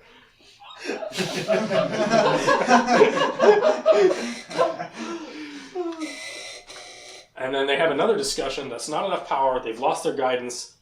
Seeing these guys up here, this cameraman assembly, they're marching to their imminent death. Are we going to stay and watch them die? Because, the Titan cameraman, or TV man rather, he does want to fight. He's raring to go. But the scientists are holding him back. It takes sacrifice to achieve progress. Better safe than sorry. I learned it the hard way. But he makes a good point. Soon no place will be safe. There's no reason being safe if you're just going to die anyway. And then the scientists mentioned something important. Speakermen were preparing their armada this whole time. They'll come and give them time, but the moment you come out, they'll just send their strongest against you. So, do we go or do we stay and hold back? It seems like we might lose if we hold back, but if we stay or if we fight, we might lose anyway. But then he says, they'll send their strongest against you, to which the Titan TV man replies, that is my plan. Everything will change today. He wants to fight their strongest. So this cuts to another thing. We have a POV cameraman who's looking at all the destruction and chaos. He finds some survivors, and they're like, take us somewhere safe. And he points to the burning church behind them like they should go in there. And they're like, we can't go in there. It's on fire. We just left it. And Astro comes in and blows them up, and he's sad about that. He uses his red laser, and is helped out by a Skibidi mutant in his squad, who we've seen before. In fact, it is the Berserker Skibidi mutant, and the Buzzsaw, and whatever the third one is, SWAT Skibidi mutant on the left. And he says, we ain't here to hurt nobody. Time for us to become friends officially. And he flips him off when he says that. And the Berserker gives what's called a peak alpha male laugh. So he's like, he wants to be friends, but the POV cameraman does not, because he's seen so much destruction from these guys already. And he's talking in English now. It's not in Skibidi language. What does the peak alpha male laugh sound like? Kind of thing. I don't know. I think it's not so much that the laugh is peak alpha male, but that he is the peak alpha male and he's laughing. Okay. Peak alpha male Skibidi toilet. Yes. Okay. They need to update that caption. And so, he flips them off after asking if they can be allies. And then he says, we're not asking. Basically, we're going to be friends whether you like it or not. And then some more Astros come in, and the Berserker Skibidi mutant actually saves the POV cameraman, which, after a reluctant, he's like shaking, wanting to flip him off, but he actually gives him the thumbs up. And he's very happy that they're now allied. And we even see a new technology that they have, a sort of glowing energy lightsaber. Not exactly a lightsaber, it's like a katana that has like an energy edge on it. I saw it a couple slides ago. Yeah, and the Michael Jackson toilet actually has them as well. And he's killing an Astro with that. So he shows up again. He's part of this mutant squad. Even though he's not really a Skibidi mutant, he's just a Michael Jackson toilet. We pick up a picture off the ground, and we can see the green aura around the administrator with the question mark in the corner. This is in 1986. Special Government Objects Defense Service. And you'll notice that the guy in the middle looks a lot like the Berserker. So it would appear that whenever people were being turned into Skibidi toilets towards the beginning of this war, he was one of them. And he used to work for the government in Alpha Hills somehow. What year does Skibidi toilet take place in? I think it takes place in current year. Okay. But I don't know, maybe these people would be older if this was the 80s. So maybe it takes place in like 1990. I don't actually know. 1990 or this year. Well, because if you think about it, the Breaking Bad characters are in there, so maybe it's more of early 2000s. Well, is this canon to our world? I don't know. I mean, the Skibidi fleet hasn't arrived, so It could have just been two Skibidi toilets that looked like. it could have been. It could have been. This is an alternate timeline, so there's probably a lot more still to come that I'll explain how this all fits together. But my goal is to get you up to speed so you can watch the newest episodes as they come out and enjoy the movie if it comes out unexpectedly. We also see a new upgraded cameraman. This one's called Fred, and he has a chain sword. And we also see the quote-unquote cameraman 3.0, which is just the standard unit, but they have more upgrades now. They have better guns, they've got more bulky stuff. And all of a sudden, we see a specialist astro toilet out in the distance that gets destroyed by magnetized, spiked black plungers. Can anyone tell me what that means? Plunger Man's back? No. Oh. The camera woman's now Plunger Woman? That's right! Camera Woman is now Plunger Woman. Whoa! And she sees a vision of herself back in her human form as Kathy, saying, "As one till the end." So she's now a hero. And she does the same thing that Plunger Man would have done and faces off against this giant machine. And she flies up to it, this big astro toilet, and is ready to, probably give her life in service to try and take this thing out. When all of a sudden, something smacks her out of the sky and tackles her down, and it's actually TV Woman. And she warps her away, basically saying, "Don't throw away your life, you're too powerful." And then more black smoke appears, and we see some other stuff, and it says, "What are you doing here?" That thing that we just saw is what's called an upgraded large TV man. He has those Attainer things, and they're raring to go. They're ready to fight against these more powerful units. We see in the background there's some mutants that are helping him out. It's this combined arms. Everyone's friends now. And then finally, the Titan TV man is repaired, and he comes back, and he says, "Someone is dying here, and it ain't me." And he gets into a fight with the Obliterator Astro Toilet, which is what this thing is, that she was going to die against. And several others, and he keeps calling out that he wants a worthy opponent and telling the cameramen to flee, but the cameramen are staying and fighting. He's like, "You're just going to die. Get out of here." But they want to stay and fight. They want to help. Someone give me someone worthy to fight. So even with his TV screens cracked, he's still ready to go because, the screens don't really do much at this point. It's more about the giant energy beams and spikes and stuff.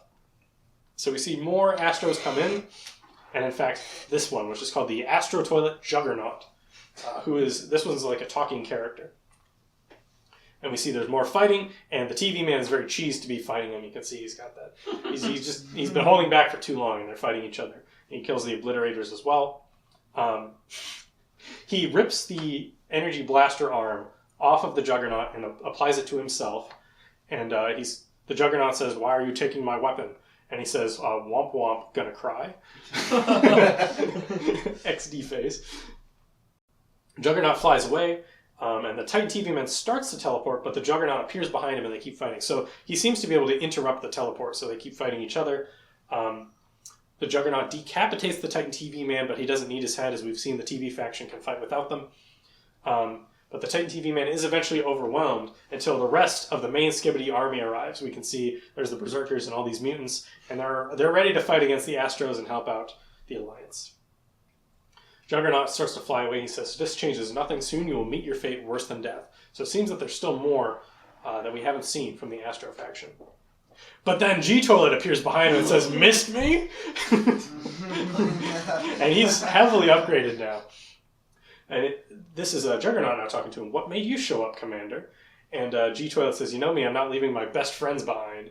And then TV Man off in the distance says, "What are you two yapping about?" Because he still hates the G-Toilet.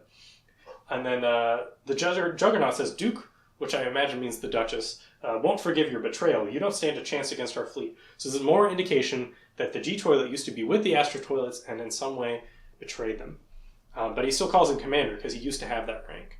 So when they were all Astros, G-Toilet was a commander in the Astro Army. For whatever reason, he came to Earth and became a Skibidi Toilet instead of an Astro Skibidi Toilet.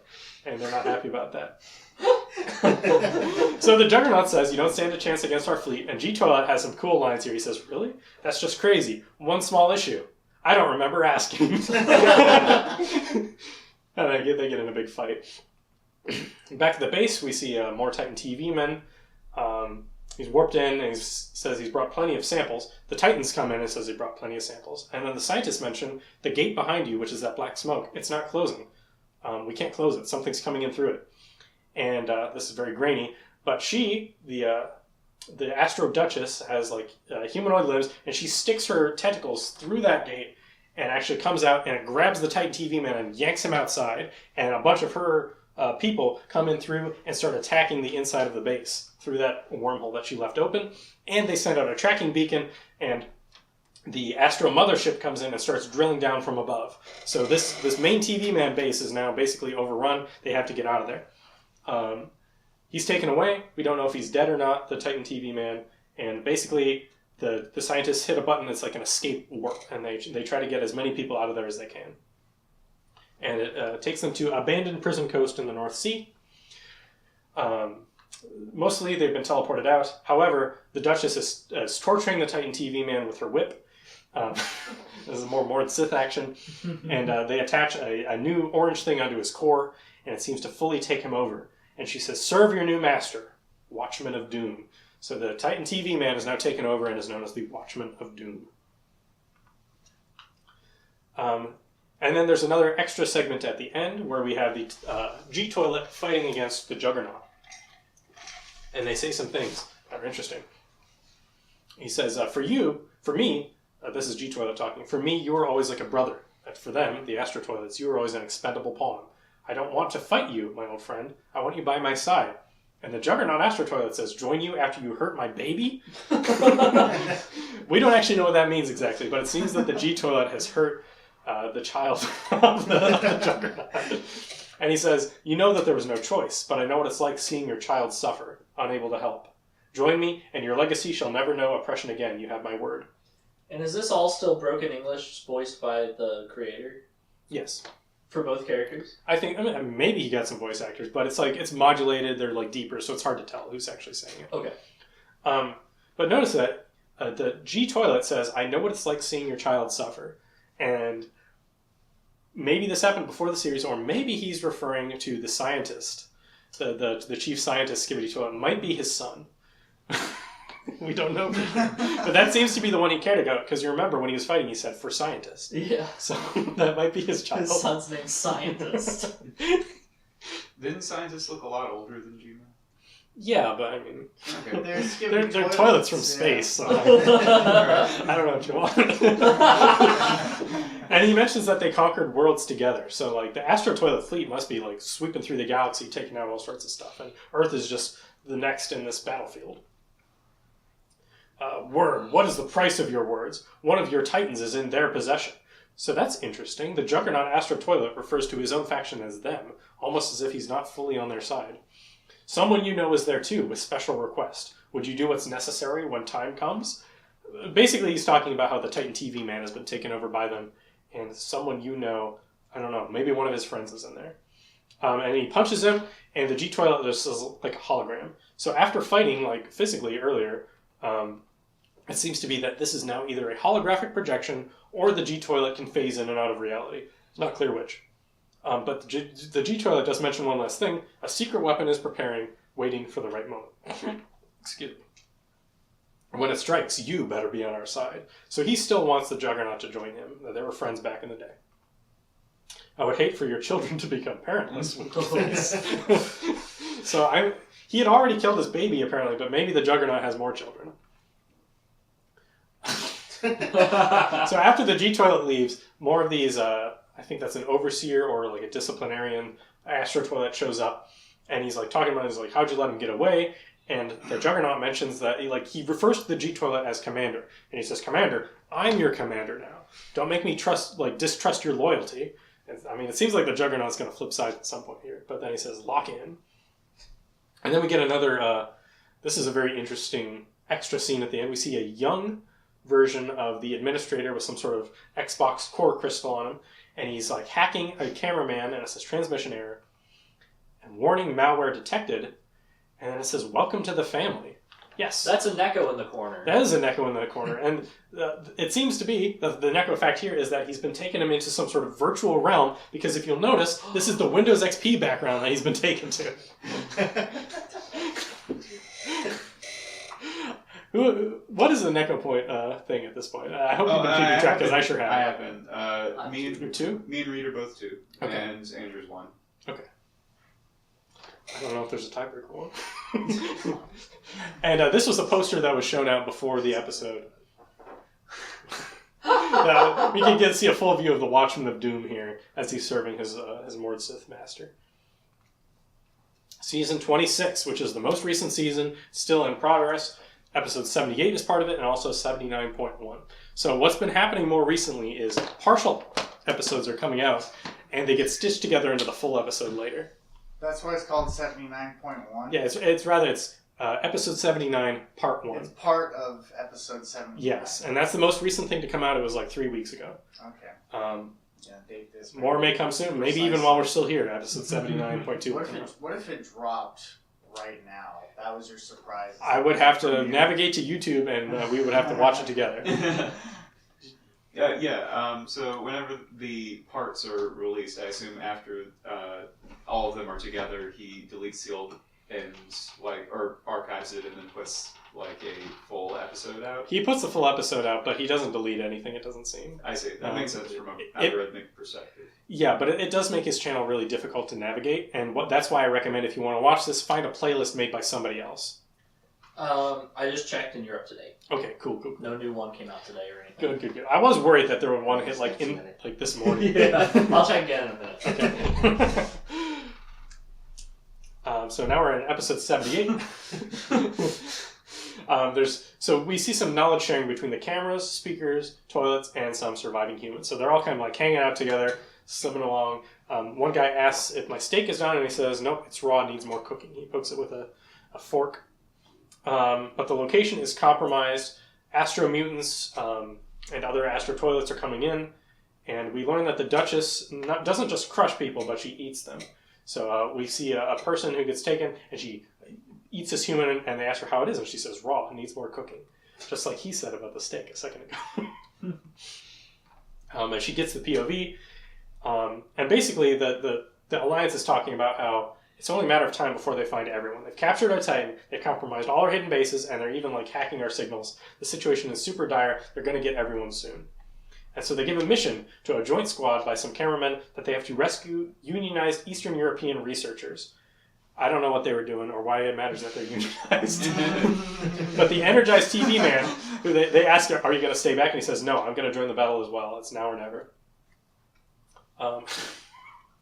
So they're warping out, and this large TV man is like, come on, we're gonna teleport away. And the POV says hugs, and the TV man says, no chance, grab onto something else. So he grabs onto something else. And the TV man says, you think this is funny? That we are some kind of fellas now? And then he says, the guy says yes, and he says, no, you are wrong, we're not fellas. And we get some information as they're teleporting through the black smoke about what this realm is. He says, is this future or is it past? What resides in the corners of this darkness? And what happens when outside entity stays there for too long? One of us has the answer. Jeffrey wouldn't mind some company. So this, whatever that is, that TV with the things floating around, it's spazzing out looking at them. It says Jeffrey wouldn't mind some company.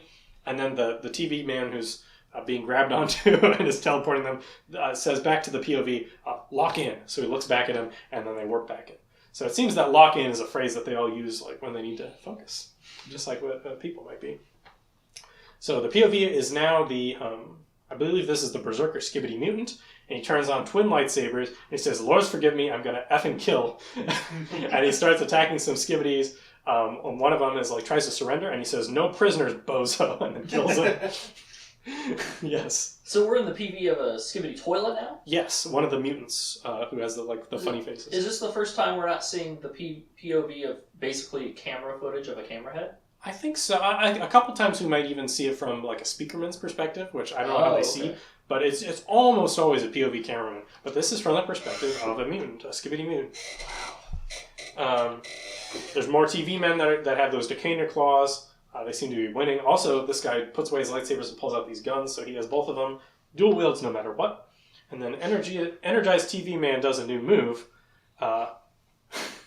where he uses his, I guess it's a red beam, to force this astro toilet to cut his head off, and then his head pops up and walks over and drops down on it and takes over that floating astro toilet, leaving his body behind with a smirk.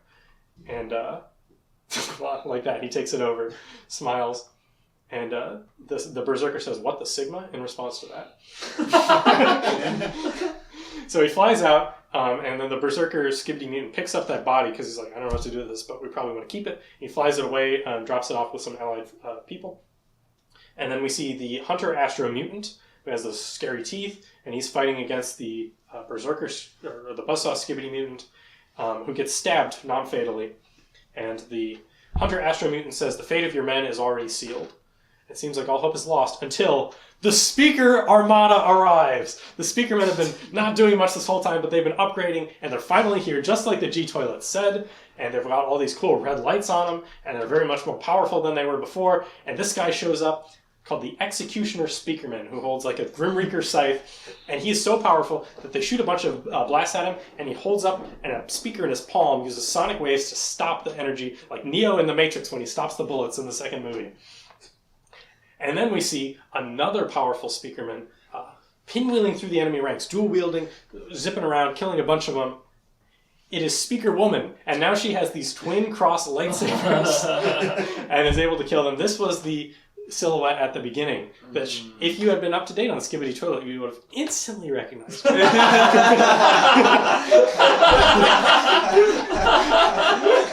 So she shows up and has this aura. She has a lot more combat ability than she ever has before. It just basically cuts through the whole rank of them. Speaker vehicles arrive, and they're able to easily handle the Astros. It seems like the tide has finally turned now that the Speakers have arrived. No more hiding. All invaders will be executed, and the Executioner sticks his red scythe into the ground, where it turns into a cross that then shoots a beam up into the air, which appears to be just like a victory symbol or something. But this is more of that Evangelion-esque stuff. And then the Speaker Woman, she throws the katana saber back to the buzzsaw, and more Astro Toilets warp in. It's time for them to fight. Time to get to work. So she throws that to him, and then they warp in there. We're now on the final released episode 79.1. We're going to have a lot more time than I thought, because there's no second lecture after this. I just thought it would take longer. You're just such a good teacher that you acquire knowledge so quickly. We get to learn about the Chad cameraman in this episode. What his name is? CH4D Chad. Okay. So they're in one of the surviving bases, and basically they finally created a translator unit. So they pop it on their heads, and they can actually understand the Skibidi language and their own. So they have a regular Skibidi Toilet in there with them, who's talking, and he's just like, Skibidi, and they hear, "I want to dissect you and see what's inside." But of course he's an ally, so he doesn't actually want to do that. He's just teasing them. But so they can actually communicate now, not just with the mutants who can speak English, but with the proper regular Skibidi Toilets who can only speak the Skibidi language. And Astro Toilet warps in and says they know where you are. And so they release the Chad cameraman from his like energy cage. It's like a thing that like pops open, and he's got this thing on his back, and he walks out and blasts him like Palpatine with lightning to kill that Astro Toilet, and then like turns around, starts to walk back, and Camera Woman seems to be a little impressed by him, but he just like pushes her out of the way and walks back into his cage and charges up again. And I believe it says "out the way, bitch" in the closed captioning. So he is a Sigma Chad who doesn't care about Camera Woman's affections. Oh, wow. Yes. The Neko Skibidi. We are now all tied. Amazing. Okay. Most of us are tied. Sorry. We'll figure out how to do that. 3/5 of us are Yep. tied. I mean, that's actually That's true. true. That's true. numerically correct. What? Yeah. Yeah, okay. That's just math. This is numbers. So if you remember that guy who kind of was wearing this, he talked in earlier, and he was the first one to like basically organize the peace treaty that Skibidi, and he says looks like they don't want to settle. So he's wearing a briefcase, and it seems like he's a lawyer now. They don't want to settle out of court, I guess is the implication. That the Astros are here, and they can't seem to find any sort of peace with them, and they're in Australia now. There's a big war outside, and I guess that's the neck effect, is that he's that same guy and is a lawyer. And they're in Australia. And they say, I forget who says this, I think it's one of the Titans, what doesn't kill you gives you aura. But basically there's a big Astro fleet outside, and they're trying to hold them off. The Skibidi say they're going to buy us some time, but then that Duchess appears with the Watchman of Doom. Between that and What the Sigma, have they always been speaking in like Zoomer slang? It's definitely ramped up in the more recent episodes. Okay. So is the Duchess on the Astro Skibidi side? Yes. Okay. She will sometimes kill an Astro, but not because she's not on their side, but because she's sadistic, and they seem to be okay with that. And she has the Watchman of Doom, which, if you remember, is the infected Titan TV man. And so a lot of beams and like cameraman weaponry and Skibidi weaponry is shooting at him, but it doesn't seem to really do anything. A chief scientist mech comes out and doesn't accomplish much. More cameramen come out, and the POV speaker man. So we're being a speaker man this time, not a cameraman. So things are just crazy. I mean, can you imagine a POV as a speaker man? And he's warning them. He's like, no, don't come out. Like, they're going to kill you. We have to run away. But they come out bravely. How can you tell the PvP character or POV character is a speaker man? Because there's closed captioning in these episodes, and it says who's saying it. And it says speaker man? Mhm. Oh, okay. Yeah. Is it just some random speaker man? Yeah. Okay. I wouldn't have known. I would have assumed it was a camera, but it's a speaker who's talking. And I guess because now they can all talk to each other with the translator unit. So he warns them to leave, not to fight. And then the Titan TV man, he whips out these extra TVs and turns on red rays. Not good. That means they're all probably going to kill themselves. So that is where it leaves off on this cliffhanger, which is partway through episode 79. This is the last Skibidi Toilet thing that's come out so far. You're totally up to date. So now, since no one knew it at the beginning and got the Gamer Merit right away, now to win the Gamer Merit point, you have to tell me who's your favorite character and why. We'll just go right down the row, and I'll pick who I think has the best justification for their favorite character. Which side of the row are you starting on? Who wants to start? Or I guess I'll start with you since you're asking. Oh, okay.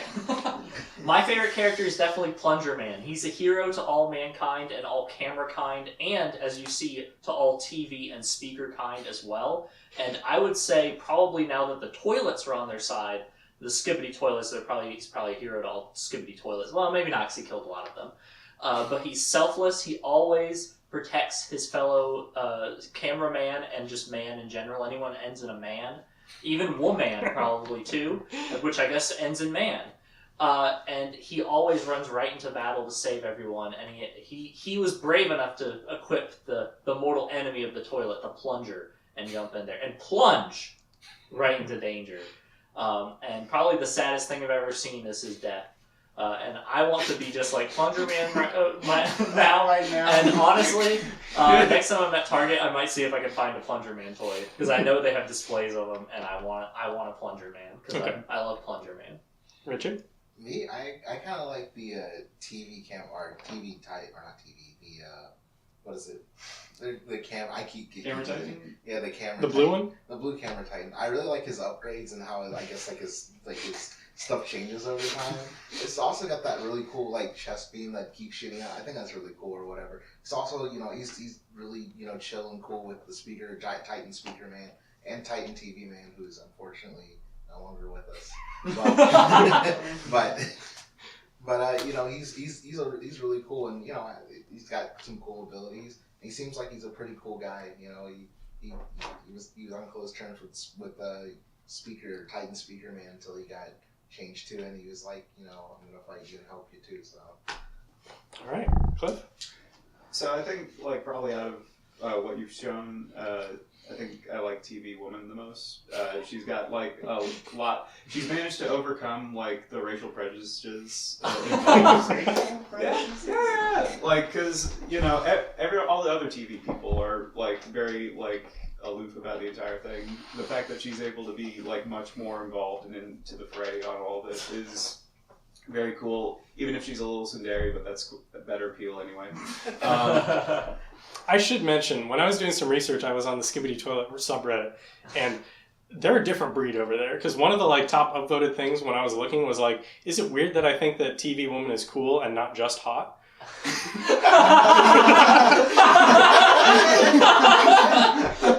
Yes.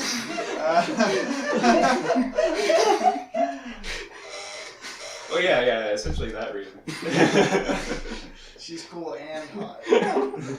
Laura? My favorite is also Plunger Man, because he cares about his friends, and he doesn't tolerate leaving any friend behind. And I love when he slapped the shit out of that guy. It's a very good moment. Andrew? I'm gonna say my favorite is G Toilet because I think he's the central driving character for the plot. If we're ever gonna get any sort of explanation about anything that's going on, it's gonna be from him because he's the leader of the Skibidi Toilets, but he's also got this past relation with the current villains, the Astro Toilets. And there's also seems to be an interesting thing with the humans. It seems like the humans they can turn into Skibidi Toilets, but they could also turn into cameramen and maybe speakermen and TV people as well. So perhaps G Toilet will be able to provide us with some of those answers for that. But I think he's going to be the central driving character of the plot going forward, and hopefully it'll resolve well. I really should have had a more objective one. You guys give such good answers. It's hard to pick a justification. Those were all very well written. Who's your favorite character? Well, my favorite is probably Plunger Man, but a close second would be the TV Titan. I think his spikes are just really cool, and I love his little emoticons that he makes. Now, as far as nepotism, as far as other people that like the Plunger Man, it's Reed and Laura. Reed, you gave a very eloquent response, but Laura, you mentioned the slap, which is a huge moment in the series. I'm actually going to give you the gamer merit for mentioning this. And then, of course, we have to talk about the Neko points, which is a 3-way tie, which I did not prepare for, but we will because we're going to have extra time today. So let me show you what the prize is. It's going to be a 3-way ladder that we all... Yeah. I need to get 2 more of these. It is a Skibidi Toilet Mystery Collector Figure blind box. Holy crap. Do they sell those at Target? Yeah. Whoa! And I'll get more. Since the first 2 Neko points, I believe, was Cliff, you will get this one initially. And then the other 2 will get theirs. So you might not even need to go buy a Plunger Man figure. Yeah. Yeah, so this is Series 1. The side will say who's able to be in it. And you should know who they all are now. Yes, so I see the Titans. Yeah, there's no Titans in this. Oh, okay. So it's Cameraman, Speakerman, regular Skibidi, Speaker Woman, TV Man, G Toilet, Plunger Man, and TV Woman. Okay. So that's a lot of good possibilities. Maybe I could get TV Woman. Yes. If you were going to produce a Hollywood movie of this series... As Michael Bay will. And the goal is to actually make money and to appeal to as wide an audience as possible, what would you title the movie? Ooh. Trying to get it for the camera. See, if this was like a 1980s localized anime, I would change the name to something completely different. Yeah. It would be like the War for Earth or something. But I think the name Skibidi Toilet has enough of a broad appeal now that I would just keep it as Skibidi Toilet. I would change a little bit. I would show more of the backstory first, so people understand the stakes from the beginning. I have it not just be a joke. And I would definitely focus heavily on Plunger Man, who would probably be the hero. It is. Oh, it's the G Toilet. Oh! Yeah, he does definitely not have as much G-Man going on. Yeah, they changed it a little bit, but you can tell. Yeah. Oh, that's so cool.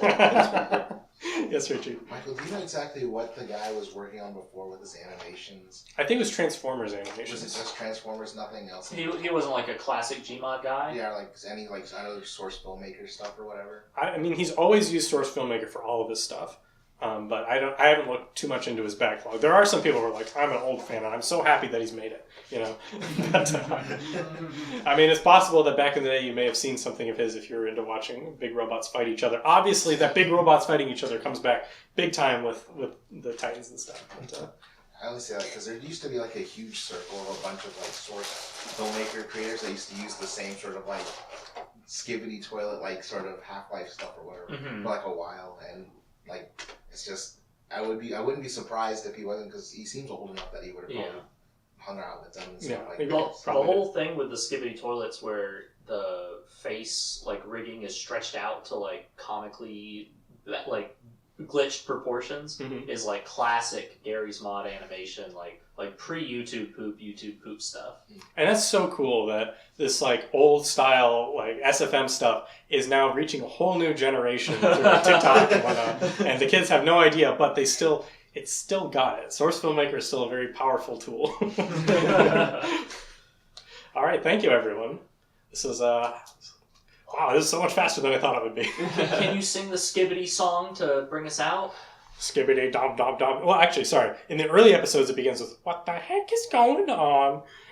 Skibidi dop dop dop. Yes, yes. Skibidi dop dop. I don't know. It stops being words after a certain while, and it's going like this. And now that you know the whole thing and you love the whole thing, if you want to really torture yourself, there's a Colbert segment called Skibidi Biden, and you will want to die if you watch it. It's like the red beam. I'll Chromecast it right now. Please don't.